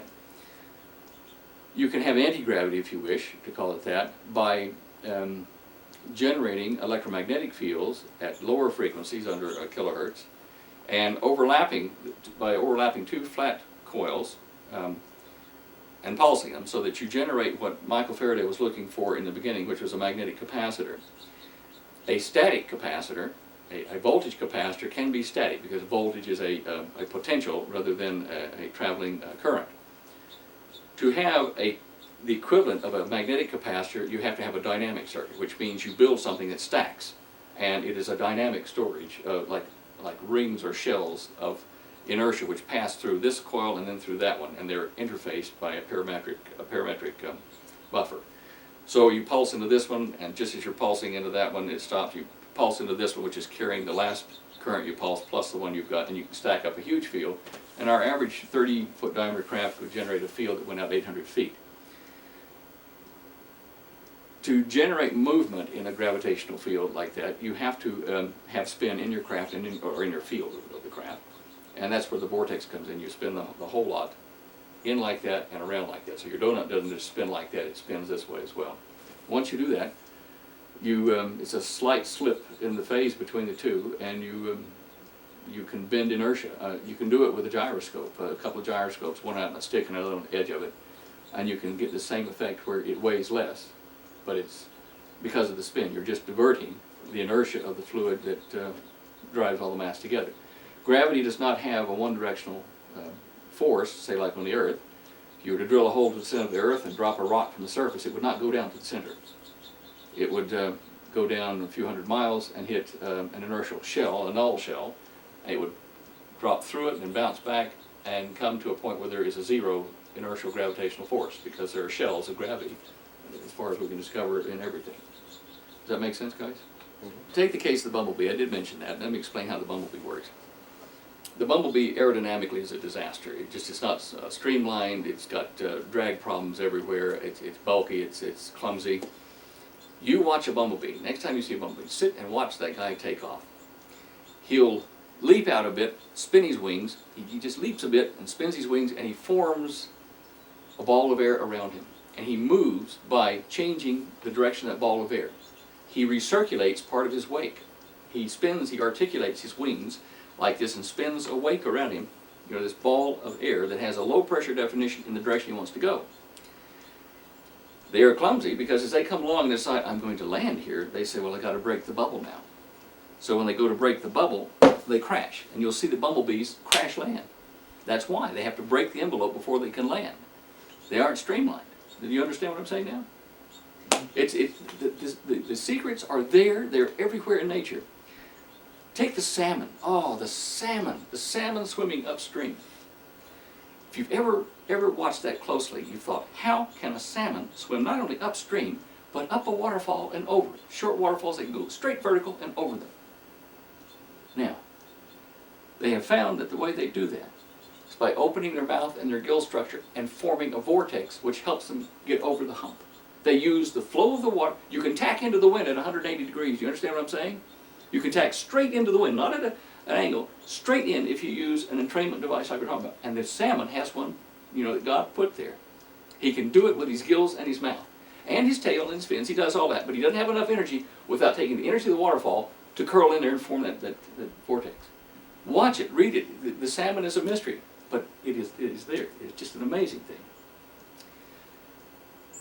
With there's just so many things. With the concept of toroids, these spinning donuts, you can make changes in nuclear chemistry. Instead of say having fission or fusion reactions where you break atoms apart or where you mash them together and shoot things spinning off like that. Conceptually, there's a way to slow down the spin or to interface to the spin that creates the particle and wind energy out of them at a discrete rate. And in essence, what you do is like the alchemist's dream, is you transmute an element down to lower energy elements by strip mining the energy from it. But this would require frequencies like probably in the 40 gigahertz range and tune cavity things too. You have to actually strip mine the energy by peeling it off like an onion skin. You see what I'm saying? Mm-hmm. So there's a heap of things that can be developed from just the simple concept of knowing what a torus is and how it affects subatomic physics. Take a tachyon. Now, Cherenkov, the Russian physicist, said that the blue light coming out of the water in the nuclear piles, the nuclear reactors, that blue light is called Cherenkov radiation. And he put forward the theory or the hypothesis, that there were hyperlight particles being produced in the water by the nuclear reactions, and that as they went hyperlight this way, that the shock wave at right angles was Cherenkov radiation, light, blue light. Well, in our experiments with smoke rings in a lab, we did something that verified in our mind that what he said was absolutely correct. You can go many times faster than the speed of light, warp space if you wish, by bending it. We did experiments like this. We put a candle 16 feet away and light it over there at right angles to us, say about 10 feet ahead of us. And we have our target impact area for our smoke ring cannon we built. And we would fire that smoke ring cannon, bang, to go hit the target over there. And 40, 50 feet away, knock something over. As it passed, only as it passed that candle at right angles, the candle flame would do this. It would suck toward the path of the toroid and back. There was a right angle shock wave that went with it, bang, like that. And the only evidence of that smoke ring passing was a shell, a tube of smoke that unraveled behind it. And so then we had to do high-speed photography, dissect the smoke ring, see what everybody else had done in researching this. And you see that there is inside the smoke ring, as it's moving that way, and this would be the center of it, that the incoming air combines here and comes back in and forms a loop, a filament down here like this, to the very center where it forms like a yin-yang, or yin-yang, was it one of those, the Chinese life symbol. It forms one of those where the actual incoming air from ahead of you chases the smoke back out in between, and so it leaves a smoke trail here, which you started with. The smoke ring disappears. We notice it disappears halfway to the target. You can't see it because it's got a refresh of air. It's a warp in the atmosphere, or in the air, or whatever medium. It's a warp that takes the energy and exchanges what was in the smoke ring plus what it goes through. So it's like in a carpet where you put a ripple in the carpet doesn't go anywhere, but the ripple does. And that's one kind of toroid. There's another which is a dynamic one, which is constantly being pulsed and refreshed, and it doesn't have the layers. It does a different thing. But all these things change our whole view of physics and how we can get stuff out of it, how we put things into it, and energy. Energy. Everybody's been looking for that 0-point energy you talk about. Call it whatever you want to. What happens at a molecular level is there's a lot of little spinning gyroscopes, balanced, imbalanced, photons, which are half of a gyroscope going that way. There's not a balanced torus there. This is chaotic, random motion. And if you take the example of a yacht on a lake, this is a special lake in, let's say, a volcanic area with hills around it. And there are odd breezes that will blow from here for 5 to 10 seconds and then stop, and another one from over here. Peculiar wind structure, but breezes come from all directions at odd times, random breezes, and you want to raise your sail to catch those breezes to move you in a particular direction on that lake. Well, you're clever. You've got a little infrared scope that lets you look ahead of the breeze and say, here comes a wave front, I can see by the thermal barrier on it, it's heading our way. Set the sail, grab that bugger, right, got him, and take the energy, drop the sails. Where's the next one coming? There he is over there. So if you can selectively grab wind or energy coming your way at a molecular level, random particles, and vector that energy into a single course, then you can do what Maxwell was talking about, and you can get the fast particles over this side, the slow particles over that side of the little Maxwell's Demon Gateway. You can store that. You can move in a vector that way. And that's what thermionic conversion is you take random motion of mass, molecules, preferably in the infrared range for the chemicals that we would use, and you take that randomness, and every time that randomness in a snapshot of a second hits some electric particles that are in a fixed pathway, an oscillation here in a circuit, every time they hit that way and add energy to the particles going this way, that extra energy on the electron is then expressed as a voltage gradient, which you siphon off with a diode and an arc gap perhaps, or at least a diode. And when you do that, you take energy of motion out of the mass over, you cool it in essence by the lost energy that converted to electricity. When it says I want some back, the circuit says I can't do that because my diode won't let me take the energy back. But I'll sure take anything you've got coming my way. So every 40 millionth of a second or so, as these things are vibrating, a certain percentage of that population is striking your plate, thermally, motion-wise. And that motion added on to the moving electron is what you convert as electricity. Now if you do that, you can then power your flying saucer, you can power your car. The car goes along using one of these. If you built one, the top of the car, the bottom, the side, something, will be taking heat out of the environment, converting it to electricity, which is then put into your wheels. As it goes down the road, the friction generates heat right behind you to put the heat back, and in the air from the resistance of the wires you're using in your motors. So in essence, you pump energy that's normally coming from the sun or some other heat source and flowing somewhere else. You interrupt that flow and say, look, flow through me and turn my wheels. I'll give you the energy back in heat. And so your net balance on the environment is zero. You like it? I like it. I'm going to build one of those. Okay. Do you understand? For 30 years, I've been kind of in exile down there on a strait because of all this crud where they tried to just get me out of the country. I think that Teller and Maxfield came to me not because I had any ideas that were new and wonderful. They came to me because they were afraid that I would start, patenting these things and getting backers in the United States, and suddenly America would know about the new technology, would compromise the overall game plan that they had. And as far as I've been able to deduce, here's what the game plan is. You want to hear that? Sure. Okay. Sometime back around 1948-49, a group of men in Europe and the United States and England decided that we couldn't afford another war. Globally, it would be a disaster. But that we had to have a global government of some sort.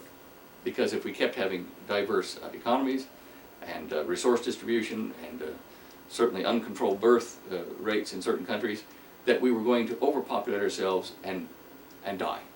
To preserve the planet, they said we had to have a world government, a world economy. Everything had to be globally managed. In the States, Dr. Gordon Gray, the man who set up the Cyber Warfare Division of the CIA in the early 50s, was one of these men. Now, I was able to determine that he knew about this thing because he was friends with Agnew H. Bonson, Agnew Hunter Bonson in Salem, North Carolina, of the Bonson Company. Now, I was privy to the Bonson Company's files, correspondence files for Agnew Bonson. He's now dead. He died in a plane crash in 62, I think it was, 62, 64. Dr. Gray was an advisor to several presidents, including Eisenhower. He was the Secretary of the Army. He set up that Cyber Warfare Division for the CIA. These are all matters of public record. He was a friend of Agnew Bonson's. Agnew Bonson wanted to set up a world government by inventing a flying saucer, an electric flying saucer, keeping it secret from the public, making a fake alien landing, and thereby fooling the masses, more than the governments, but the masses of the world, into thinking that elder brothers from space with no political or no religious alliances had arrived. A clean slate. And then they would propose a world government structure which everyone would follow because they didn't want the alternate, which would be fighting a superior technology so superior that it was better than any plane, rocket, or gun that we had on Earth. They had reason that we could not negotiate a peace. They had reason we could not force people into peace because that generates resistance groups like the French did in World War II. So they were going to coerce people with this fake alien landing.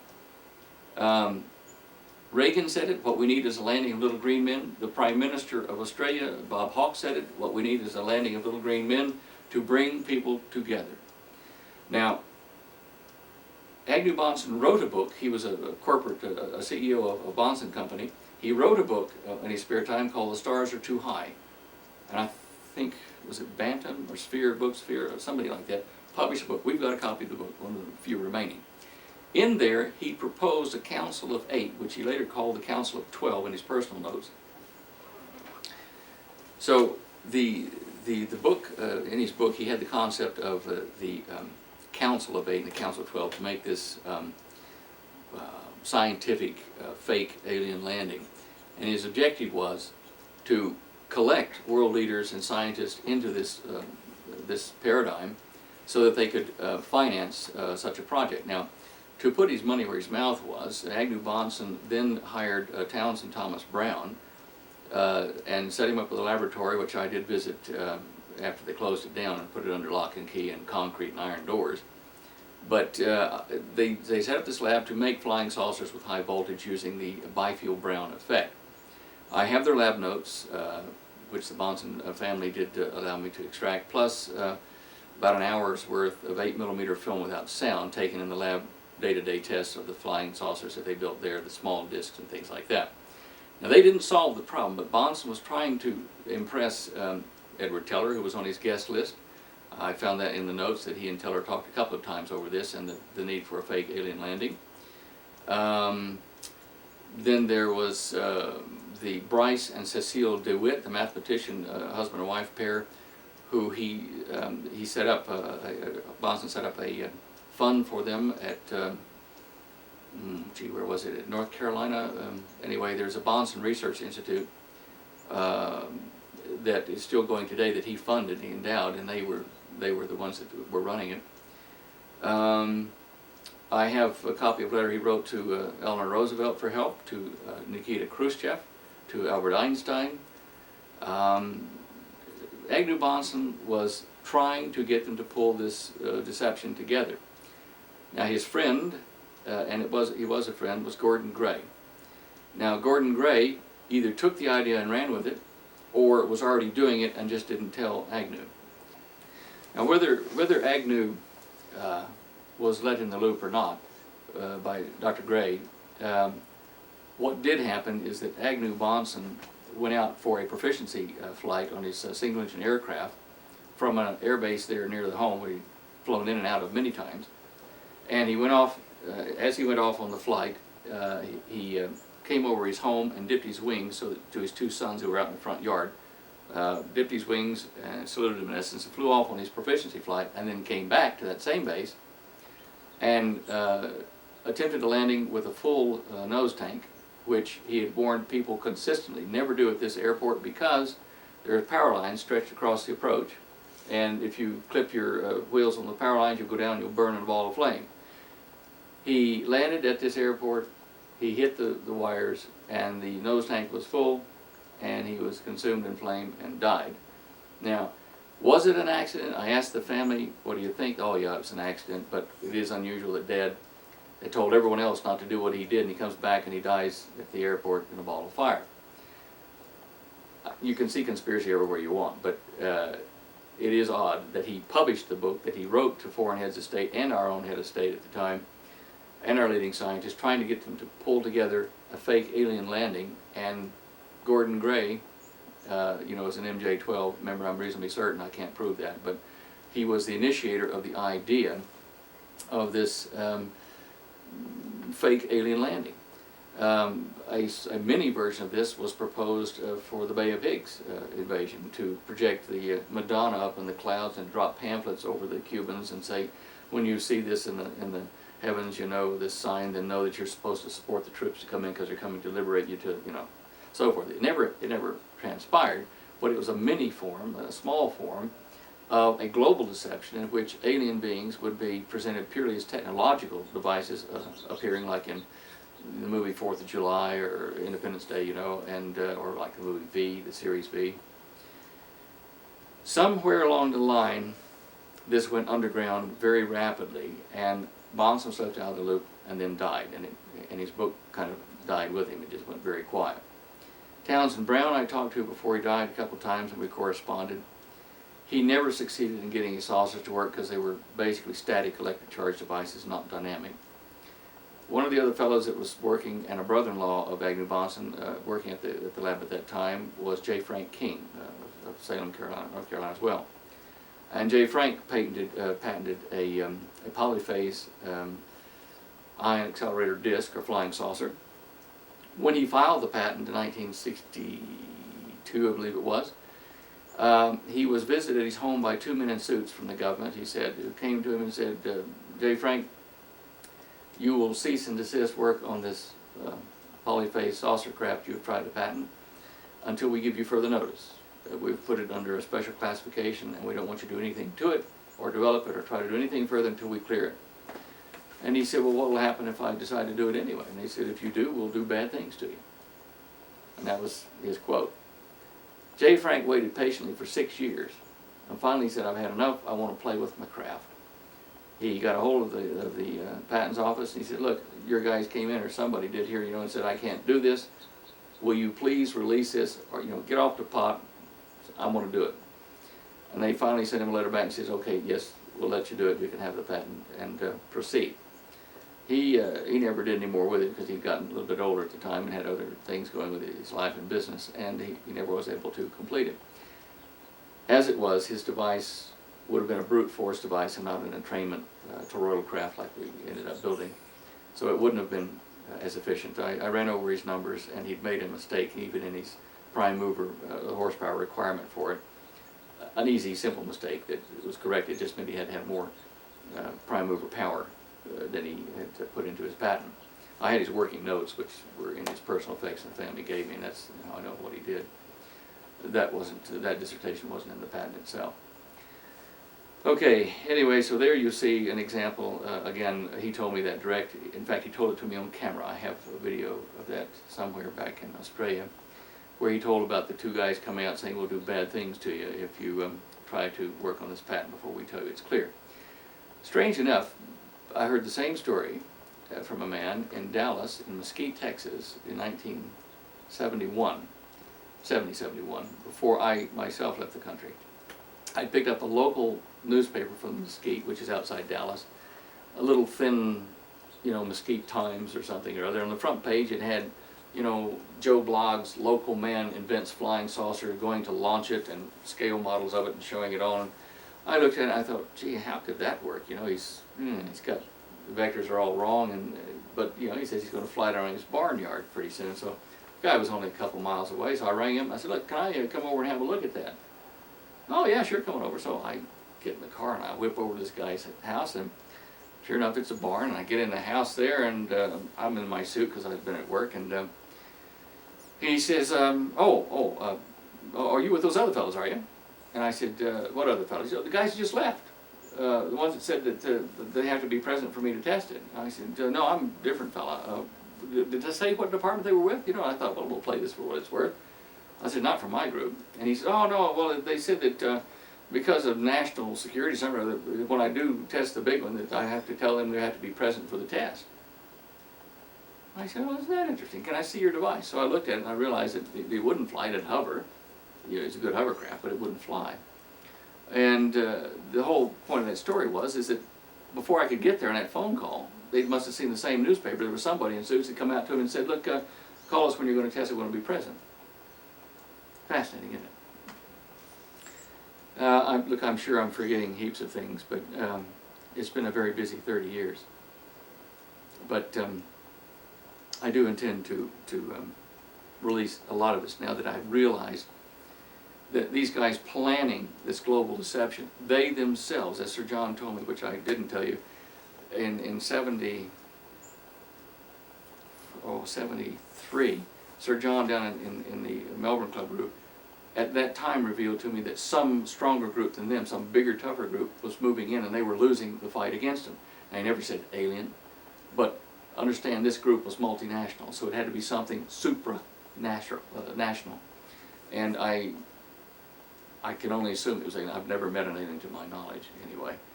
I've certainly heard rumors of them from a number of this intelligence people and things I've told you about in the MI6. And the Roswell event, a very odd little story, I'll tell you this, but it may mean nothing. When I was about 15 in Dallas, outside Dallas in Garland, I think it was, which is close to Fort Worth, the sister city, where there's a SAC base at Carswell. I was visiting with another teenage friend of mine, a third teenager. This is back in 1960, 61.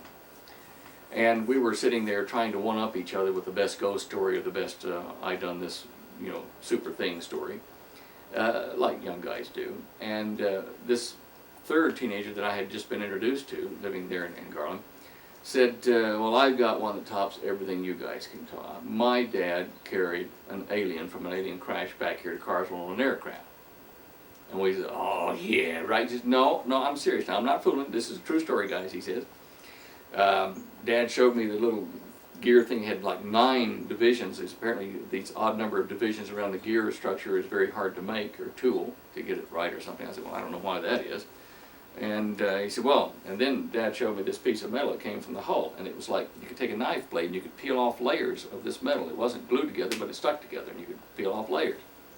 So we laughed, and we said, well, that's a good one. You almost got us, but no prize. And time passed, and I forgot this.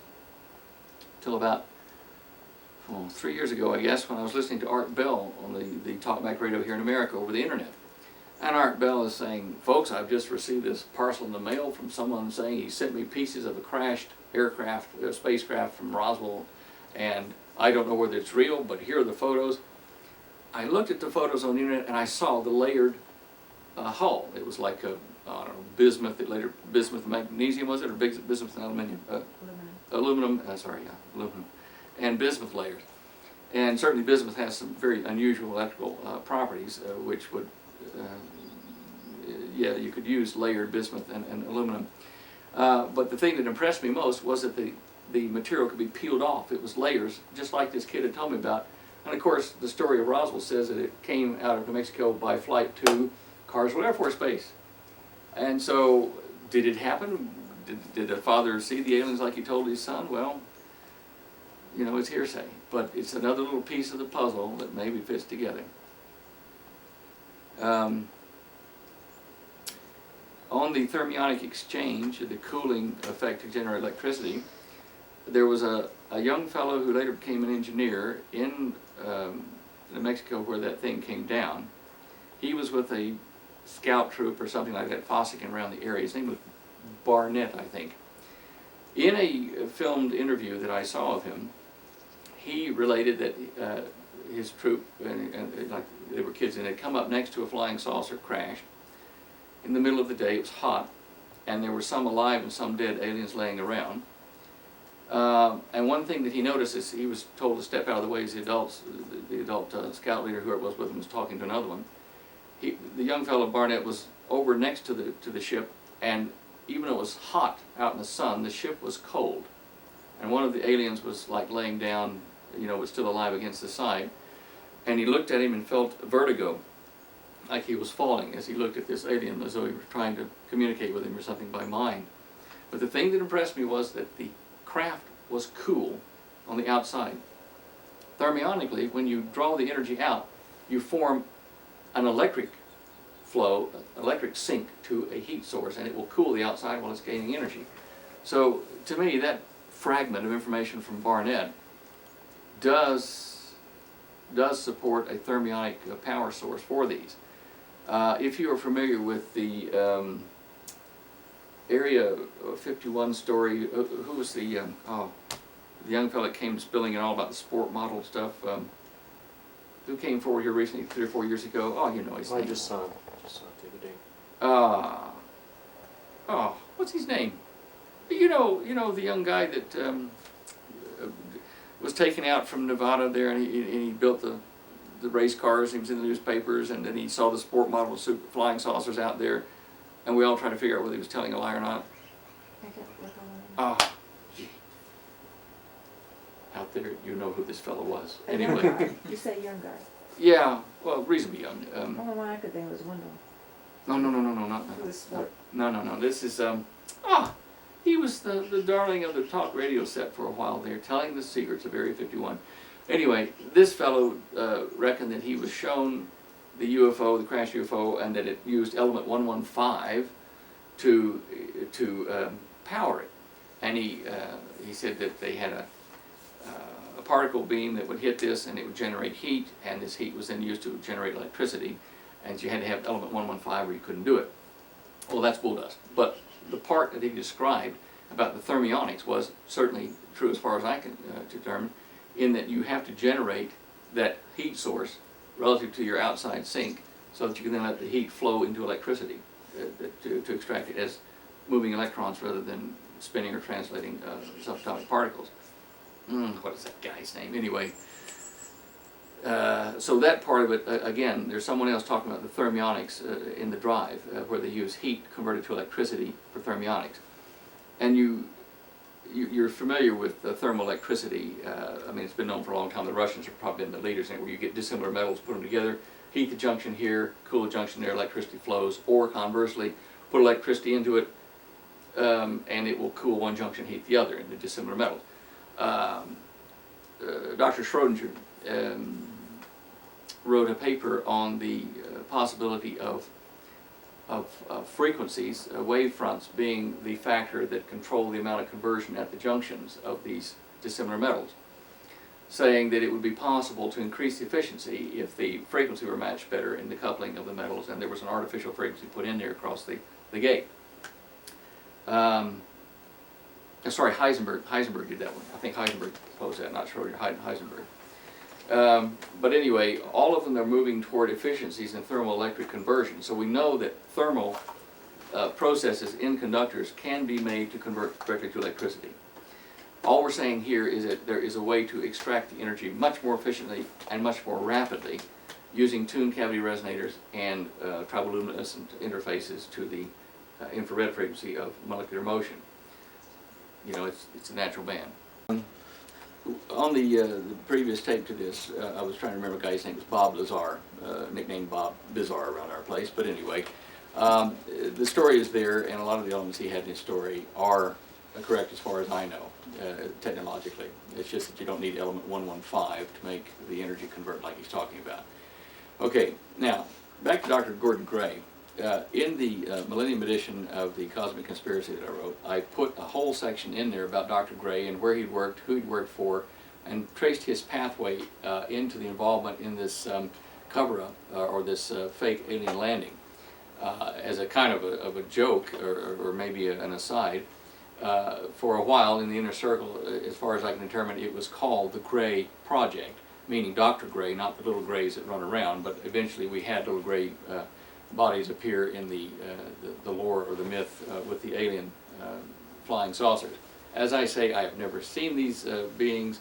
I don't know whether they're cloned human hybrids of some sort that we genetically engineered ourselves, or whether they really are semi-alien life forms.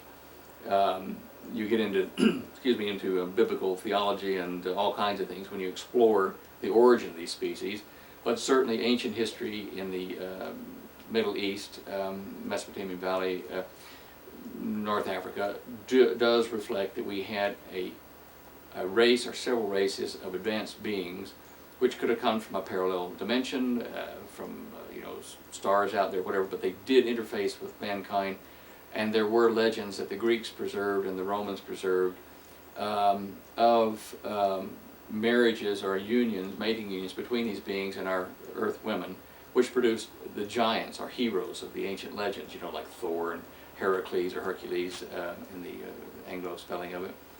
And we have found evidence in researching books over in the Middle East of advanced cultures in Iraq, in Saudi Arabia, in Bahrain, and under the Persian Gulf. In fact, in the second book I wrote, The Vindicator Scrolls, I did document where the sunken capital of Atlantis would be in the Persian Gulf.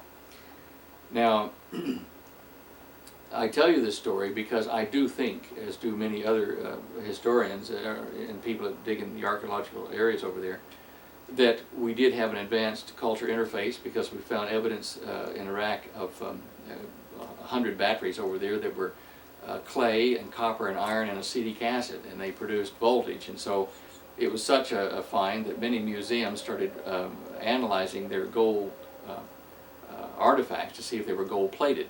And this was electroplating long before we thought it possible in the cultures that we'd studied beforehand.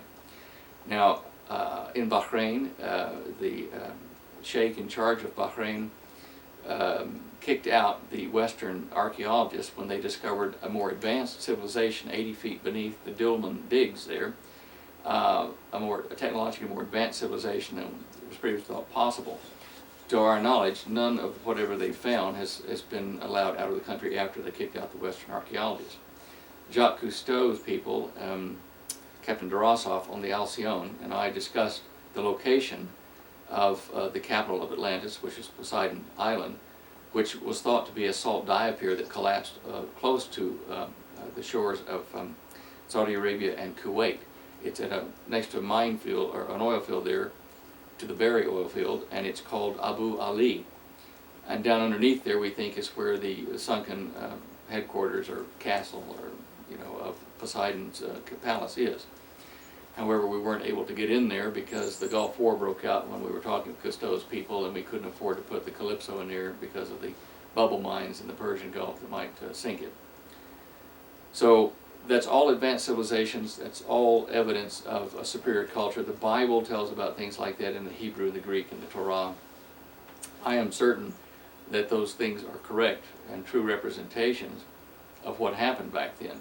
Where these beings come from, well, I don't think that they are, from what we could determine in the Hebrew writings and the Arabic and Chaldean, they were not simply from another planet. They were from a parallel universe, a dimension if you wish, as Einstein correctly predicted.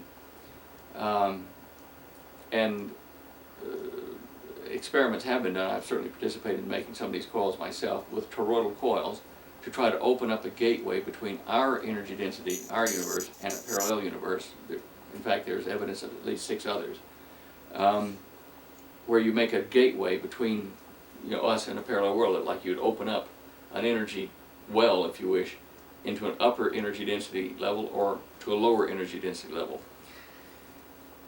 To that end, I think the Stargate series, the movie and the series, were quite well informed in that they showed a circular gate like our toroidal coils would be. And I think another series called Sliders showed even a vortex, which is what we would develop in these things. And the crude one that I built worked once and immediately burned out. And in that space of time, as I fired up the coil, it was only about this big, it bent light in the room coming off of doors and walls and stuff. It bent light so that it looked like the whole center of the coil had been on saran wrap or like plastic wrap, and it bent the light of the room in toward that, and it made me feel nauseous, as though I were being pulled into it. But then it burned out, and I could never ever get it to work again. It was just a fluke, and I was pulsing this coil. Another fellow in Australia, in West Australia, at Fremantle, was working with Tesla coils and toroidals, and he showed me his, and he'd run into the same problem. He got it to work once, and it was like a patch over that from the next world. You couldn't get it to work again. You just have to start all over, build a new coil, move to a new location. A few feet away, you could do it again, which is quite time consuming. So we're obviously quite blind in what's going on there, but we know that such things as parallel gating are possible. In the lore of humanity, we have things which discuss ghosts and angels appearing. What we have been able to determine is that the ghosts that appear in the legends, when they do seem to appear legitimately, the room gets cooler. And we think it's because, however they're appearing, is somehow opening a gateway between their energy density universe and ours, and the energy flows out of ours into theirs, which cools our room. On the other hand, the appearance of angels and from the higher dimensions are from worlds where the energy density is greater. So when they open up, it floods in, and that's why the reported sightings of God's chariot in Ezekiel and stuff, the sky opened up and boiled, as this light appeared in just out of nowhere on the horizon and came toward them. Would indicate that it's from a higher energy density. And if you read the Hebrew representations of it, it speaks of levels to the universes, which could be up to 7, and at the upper energy density level would be where God is, whatever you want to define God as. But that does tell us that there was an interface with an advanced culture or cultures back at the beginning of mankind. All of these ancient records speak of a time when they will return. All of them speak of the first intercourse, literally intercourse between those beings and our women, as a bad thing. It wasn't supposed to happen. It jumped the genetic lineup, or however, God, the Elohim, had created the earth to be. It jumped that, as though we bred with beings that were superior genetically and we shouldn't have. They are due back now, and warnings have been passed down in numerous religions and philosophies about being careful to choose the good guys from the bad guys. And it's like, I often quote this, there is no Santa Claus. When they do arrive, and there will be an alien encounter with humanity openly, very shortly in my opinion, when they do arrive, the first lot will be handing you lollies, gifts, candies. They will be technologies that we need for healing cancer and balancing the planet and propulsion, things that we think we don't have. Certainly I can tell you positively that we have advanced saucer propulsion and the energy converters, the laser plasma guns, a number of things like this. That I know. I know how they work. I've seen assembly areas, some of the things that I haven't even built, but I know that. What I don't know is what happened in 74, 75, 78, somewhere in there, when this other group knocked off the guys, like the Gray group and whatever, took them over. They were afraid of someone moving in, and I suspect that what we have now is a puppet government across the planet of those who survived out of the Gray project, but they're being run by true non-humans, and not just simply extraterrestrials, those guys from the past.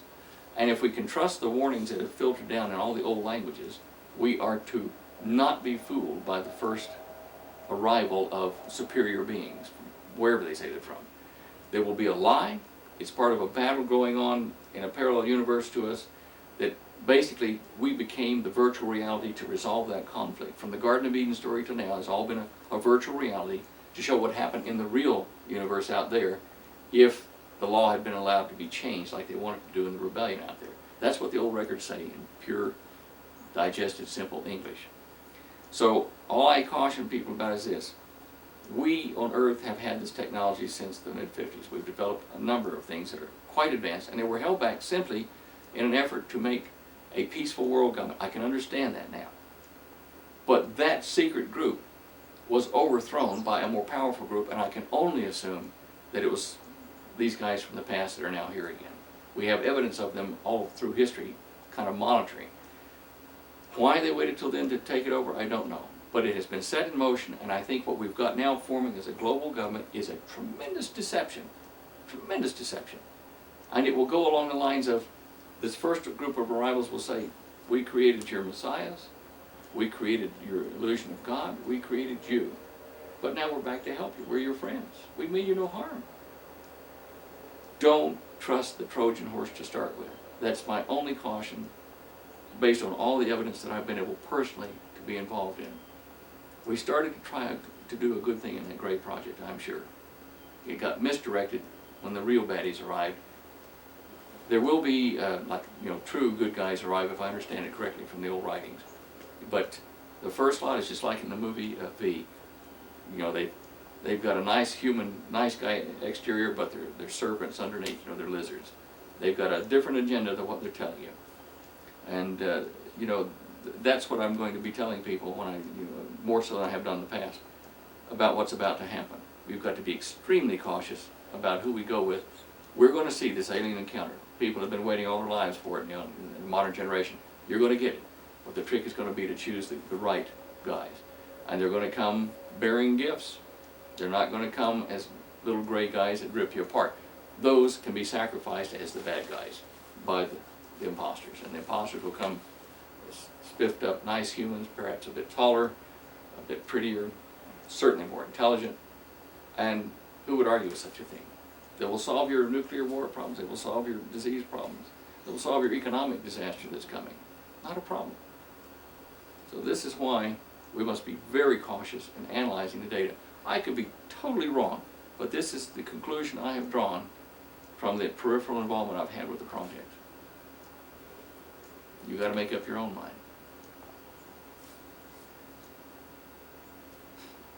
And Fox Mulder. Fox Mulder. Yeah. Yeah, that's another interesting story. The tail ends. Yes. Well, I tell you what, for all the Trekkies out there, that warp business is a really true representation of the way it is, because you bend the inertia around behind you and you're always traveling ahead of a wave and there's always a vacuum. You warp space. And doing it that way, you don't have to suddenly, well, you do have to pulse to start with to get the warp formed. But after that, you can go many times the speed of light. The universe is a lot smaller, when you can exceed that speed. And it's not a limit, it was an observed limit in the region of the test of the Michelson-Morley experiment, the first ones. It's been corrected, but no one's bothered to tell everybody. Mm-hmm. We can go many times faster than that. You don't leave a shockwave. Well, except for the lateral displacement. You talked a little bit about how the craft could make 90-degree turns. Ah, yes. Well, okay. With an aircraft or a marine craft that operates purely on moving air or water by whatever dynamic force, you have a problem of turning corners, changing your vector very rapidly, because if you do, you'll break the people inside and eventually you'll break the craft. The structural fatigue will kill you. It's like crashing into a wall. If you turn a corner at right angles at 3,000 miles an hour in a fraction of a second, it hurts a lot. So they had to develop a way to accelerate every atom of the crew and every atom of the craft fairly uniformly. Basically, it is not simultaneous, but it is darn close to it. The idea was to generate one of these vortexual fields of electromagnetic current flowing through the crew and the craft, to generate, like the bumblebee, a dynamic flowing field through everything. When you change the field's vector, like to change the vacuum or the low pressure field in front of you, you change that throughout the entire mass. So it's fairly uniformly accelerated. There are limits to that, but there's such incredibly high speed change limits that you don't worry about it. But to do this, here's what has to happen. It's the same as if you jumped off of a 40-story building without a parachute or anything else. When you landed, the time spent in reducing the vertical component of your velocity to zero is so short that it causes structural fatigue in your body and you die, right? Crash. If you were to make a titanium ball and another titanium ball just slightly smaller with an interface fluid so it could spin inside the other ball, and you were to locate yourself magically inside that against the inside of this titanium ball, and then you were to push that whole lot over the 40-foot building, when it hit, if it did not deform the titanium ball, it could withstand the whole its true spherical shape. Your ball inside that, with the fluid bearing between you and the outer ball, would cause you to spin because you're an asymmetric, or your weight is not evenly distributed. You would spin. Just like in the state fair when you go to those spinning barrels, they drop the floor out from under and you hang against the wall. What would happen is you would spend many, many seconds or minutes reducing your vertical component to zero. Instead of a fraction of a second, you would spin for a while until the heat, the friction dissipated, and then you would have landed intact, wouldn't you? So, in the craft we're talking about, they do this electromagnetically.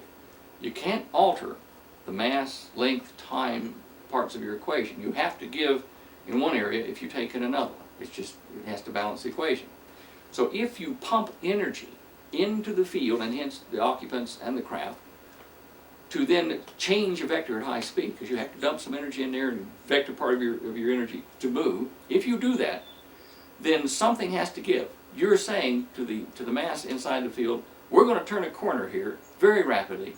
If we did it in an ordinary craft, we would flatten and break. But for you, your body and the craft, your molecules are now, the spin at the molecular level is increased uniformly. And so your mass, in essence, increases as you go around that corner. To you inside the ship, looking out a window, what would happen is you get a call from the captain and say, we're going to do a right angle turn.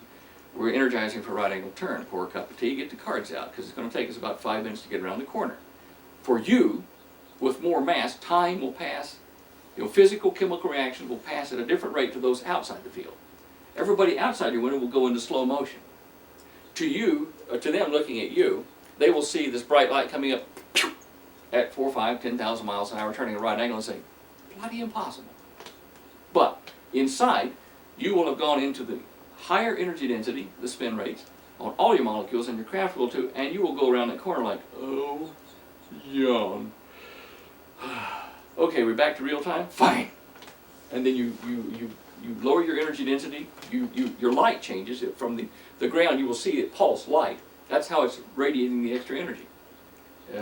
It's relative time, but based purely on physical chemical reactions. It's like one professor I was arguing with over at the University of West Australia. I said to him, yes, you can have a craft that will suspend, many tons in the air for 10, 15 minutes at a time, stationary. Rubbish, he says. Throws these chocolates red in the face. I said, no, wait. He says you cannot do that. You physically cannot have enough power on board to do that. I said, well, let's take the case of a hot air balloon. No, we can't do that. That's specific gravity. That's not gravity. I said, yeah, but if you could generate that same effect electromagnetically in a bubble around a craft, he could stay there for a long time because it's not going anywhere.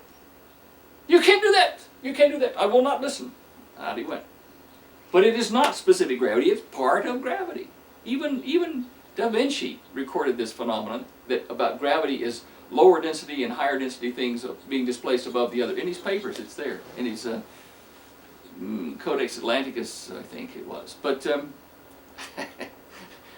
the blind will just not see. It's an incredible thing. But these craft are like that. The lower energy density in the helium or balloons or the hot air allows the molecules inside there to operate at a different mean velocity and spin to those outside the field. And if you do it electromagnetically, then you can turn your corners. And you can do all these wonderful things where they can dance around your commercial airliners and stop and zip away. If you ever get a chance to see one, you will see light changes in the craft as its energy density changes. You either pump energy into a field or out of it. If you take it out, then you're going to age at a different rate. And there are so many offshoots of that. If you could build a room, which you can, stationary, you can take someone who's critically ill into that room and store them for a number of days or weeks until you can figure out a cure for it, and then bring them out because it will only be a few seconds for them. Or, a great decision in the White House has to be made in the next hour, but we need to analyze too much data, take it into a room that's running on dilated time and live several months inside the field but only a few minutes outside the field. You see what I'm saying? It's relativistic. We can't break the rules of physics. Either the amount of time that the inertia changes has to be changed, or the mass of the inertia has to be changed. If you're going to turn that corner fast, then you have to compromise the time, and you have to take longer to go around that corner, and that's the way you do it. It's relativistic time within the field. That's why you've had reports like down in South America of, what was his name, Gomez or something, one of the Mexican guys down there, they had a saucer go down their area, and his men were all looking for it, and he was looking for it, and he found it.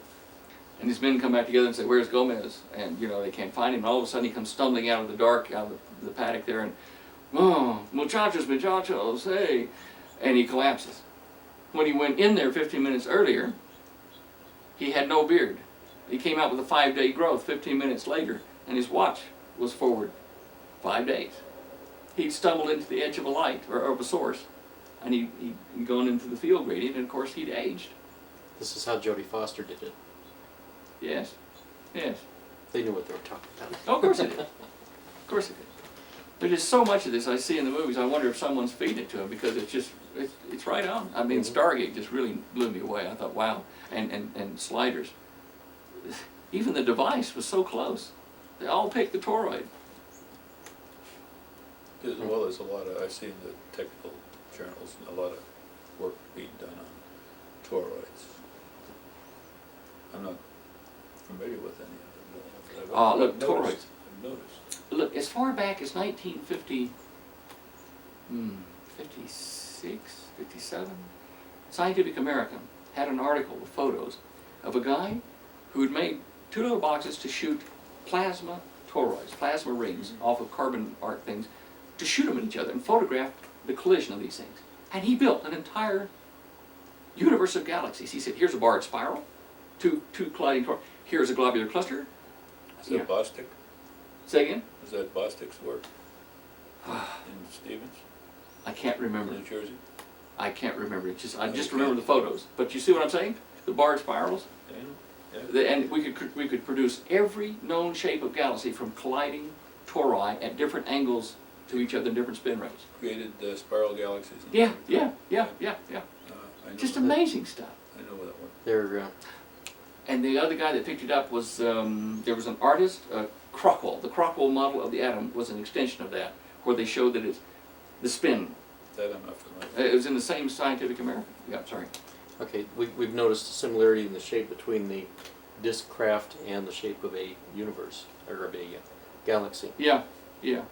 That's Well- probably no coincidence. No, there's a rule out there. It's just the way the order of things is, and the spiral, the flow.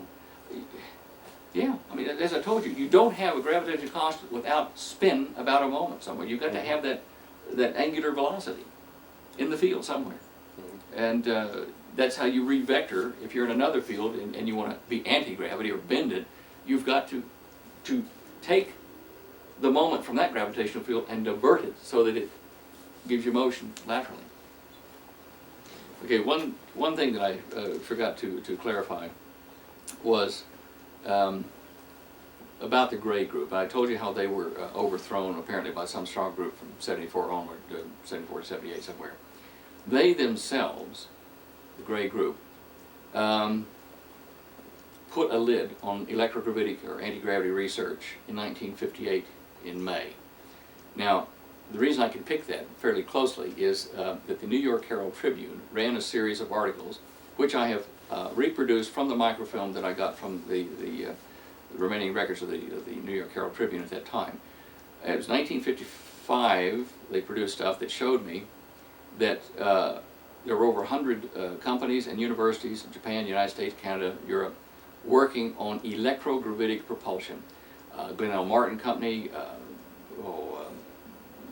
Chapel Hill was mentioned. That it was not a company, but Chapel Hill over in the Eastern United States. I'm just trying to remember. Anyway, a number of companies that are today leading names in aerospace were actively involved and openly discussing work in disk and electromagnetic propulsion. In May of 1958, the electrostatic journals, I forget what the association's called, had been talking and discussing these things up till May 1958. But after May 1958, no more public papers were presented in the trade literature or anywhere that we could find on what these companies and universities had been researching electrogravitics. There was a clampdown because they didn't publish papers and said, look, don't chase electrogravitics anymore, it's a dead end, it won't work. They just stopped saying anything about it. And there were so many big name companies and big name governments working at the time publicly in the New York Herald Tribune articles by name that you know that they continued. But it was siphoned off, and that's another point. People have asked, how could money for flying discs and all this stuff, how could money have materialized? You're talking billions and billions of dollars. The next time someone tells you that you have paid for a $500 cedar hammer or something, understand that all of the money that you give to space research may go to space research, but it goes to private corporations and multinational corporations who put a bid in to make something for NASA or the government. It goes to space research, it doesn't necessarily go to crude ballistic missiles. I have more respect for for the astronauts than most of you know that they sat on top of a tin full of explosives that was made by the lowest bidder, every one of those million they sat on, and blast them into orbit. And they knew how flimsy it was. The money did not go all of it into making crude chemicals or space shuttles. I met with Dr. Henry Pohl, propulsion engineer and co-worker with Werner at Houston. And Pohl said to me, do you see that space shuttle, those big nozzles, the engines on the back? He said, did you know that just the fuel pump, to pump the fuel into them, is 150,000 horsepower just for the fuel pump? And we talk about these main engines here. There's 3 of them on that vehicle. Those things are a little deceiving when you look at them, but you have to realize that it takes about 150,000 horsepower to drive the fuel pumps that pump the fuel into the combustion chamber or into the rocket fuel pump. That's just to drive the fuel pump. Well, the thing that we need now is we need a breakthrough in a new concept in propulsion. That when we talk about chemical propulsion, we've stretched it just about as far as we can.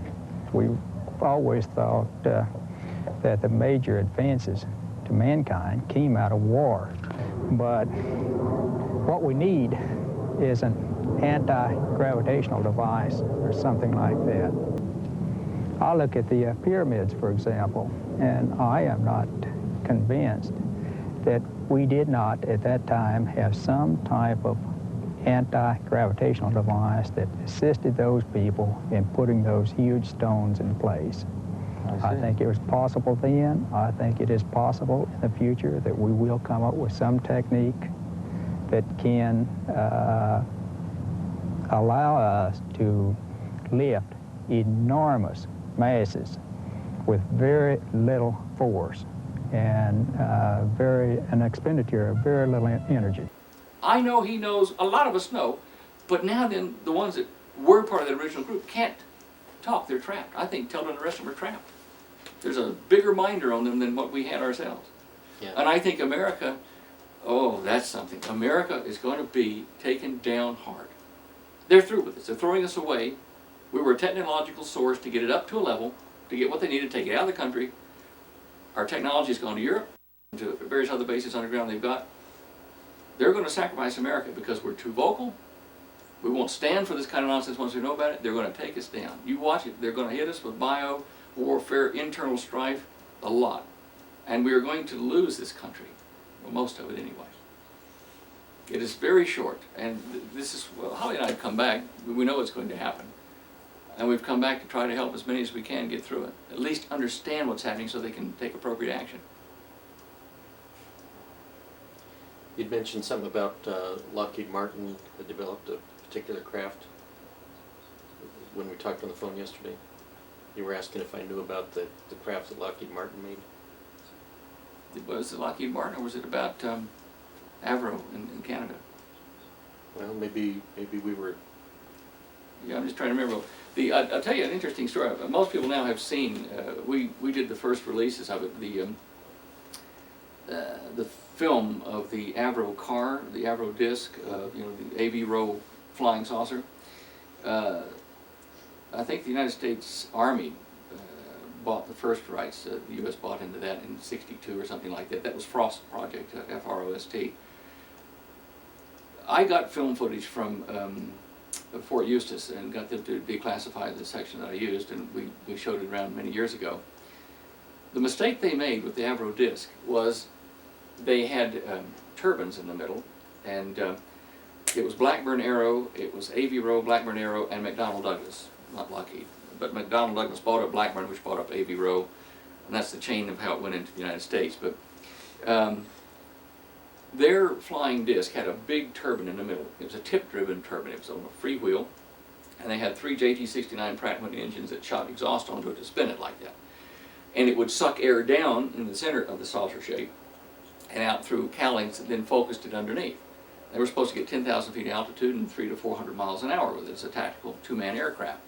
They couldn't clear the ground. Same problem that the Germans had with the V1 and in the beginning the V2. Ground effect on them. If they had turned the Avro car upside down, it would have flown a lot better and taken the cowlings off. They were that close. That's why they abandoned the project. So, oh, why whip a dead horse? Build it to upside down to start with. Instead of sucking the air in the top and blowing it out the bottom and here and forming this cushion, this tremendous ground effect cushion which sucks you to the ground, they couldn't get clear of it. The more power they put in it, they sucked themselves down. We've got them going through the snow with that thing, or over the surface of the snow, and you can see the curl, the drag curls coming up like that and sitting right on top of it. They couldn't lift off. Their own wake was killing them. The Germans, V2s, V1s. In the beginning, the captured footage we got of the test, their V1 would go, you know, fall over. And have it setting down fairly close to the earth. The rocket plume, the exhaust gases, when it came out, would have a tendency to come back up and put forces on the vehicle, and the vehicle was marginally stable at best at low velocities. And frequently those forces would topple it over, or you would get a cavitation on one side of the nozzle, the thrust would decrease on that side, and that would put an unsymmetrical force on the vehicle and tend to tilt the vehicle. Till they realized, hey, we're blasting all this supersonic exhaust out here. It's hitting the ground, which is flat like your water hose in a bucket, and it's curling around onto the rocket, making unstable forces on it, knocks it over, destabilizes the gyros, we're done. Dr. Pohl knew about the same thing. We talked about it, we had a laugh about it, because until you vent, like they do it at the Cape, till you vent the exhaust out through a pipe and away over to a lake somewhere, get them out of the way, they'll hold you down. That's just your own inertial waste coming back as a wave and holding you down, or destabilizing your gyros. So they had the same problem with the Avro disc, the Avro disc. And we laughed, because if they'd have just turned it upside down, it would have worked fine. Amazing, isn't it? Yeah. So many other things. So many other things. Do you have any direct knowledge of any of the human-built craft that are operational? Look, I never got to ride in one or see one other than the photos that I told you about in the Polaroids. I was on the periphery of the project only because I was a danger, because I was an entrepreneur down there in Texas wanting to take his ideas and build planes and make an industry. They had to either kill me or move me south and out of the way. And to my benefit, they decided on the latter, to move me south and keep me out of the way. If they hadn't done that, you wouldn't even hear what you're hearing today, obviously. But Sir John and Sir Henry, I think they knew they were going down, and I think they moved me out of their records. That's why they cleaned their office out of all of my stuff, so there's no paper trail to me when they got taken over. It took me a while to figure out why they just sent everything back. They got rid of it as quick as they could and said, run. Really, that's what it amounts to, and they probably saved my backside from this other group, whoever they are. And I think a long time after that, when Teller was at that breakfast with my friend, and he went pale when the friend says, I know you know him, because here's the letter. Yeah. I think from that he was controlled. Teller himself is under control now. And I hold no malice toward these people. I understand why they did what they were doing. It failed. They didn't count on the real guys. But now we're here where we are, and we have to make a lot of preparation very quickly. And people have to be warned of their options. You have to be able to know the options. I think in America there will be very few people left to take choices, but for the rest of the world, they got our knowledge base on all this. They will be prime victims for what is coming. And there's not much you can do except share the information you got, show people how it works as quickly as possible, and say, look, make up your own mind, but here's what's the problem. As soon as America goes down, people in the world are going to be left without a leading nation. And that's when the imposter, I think, of deception will start. They'll take over and take our place. They've finished with us. They're going to throw us away. Amazing, isn't it?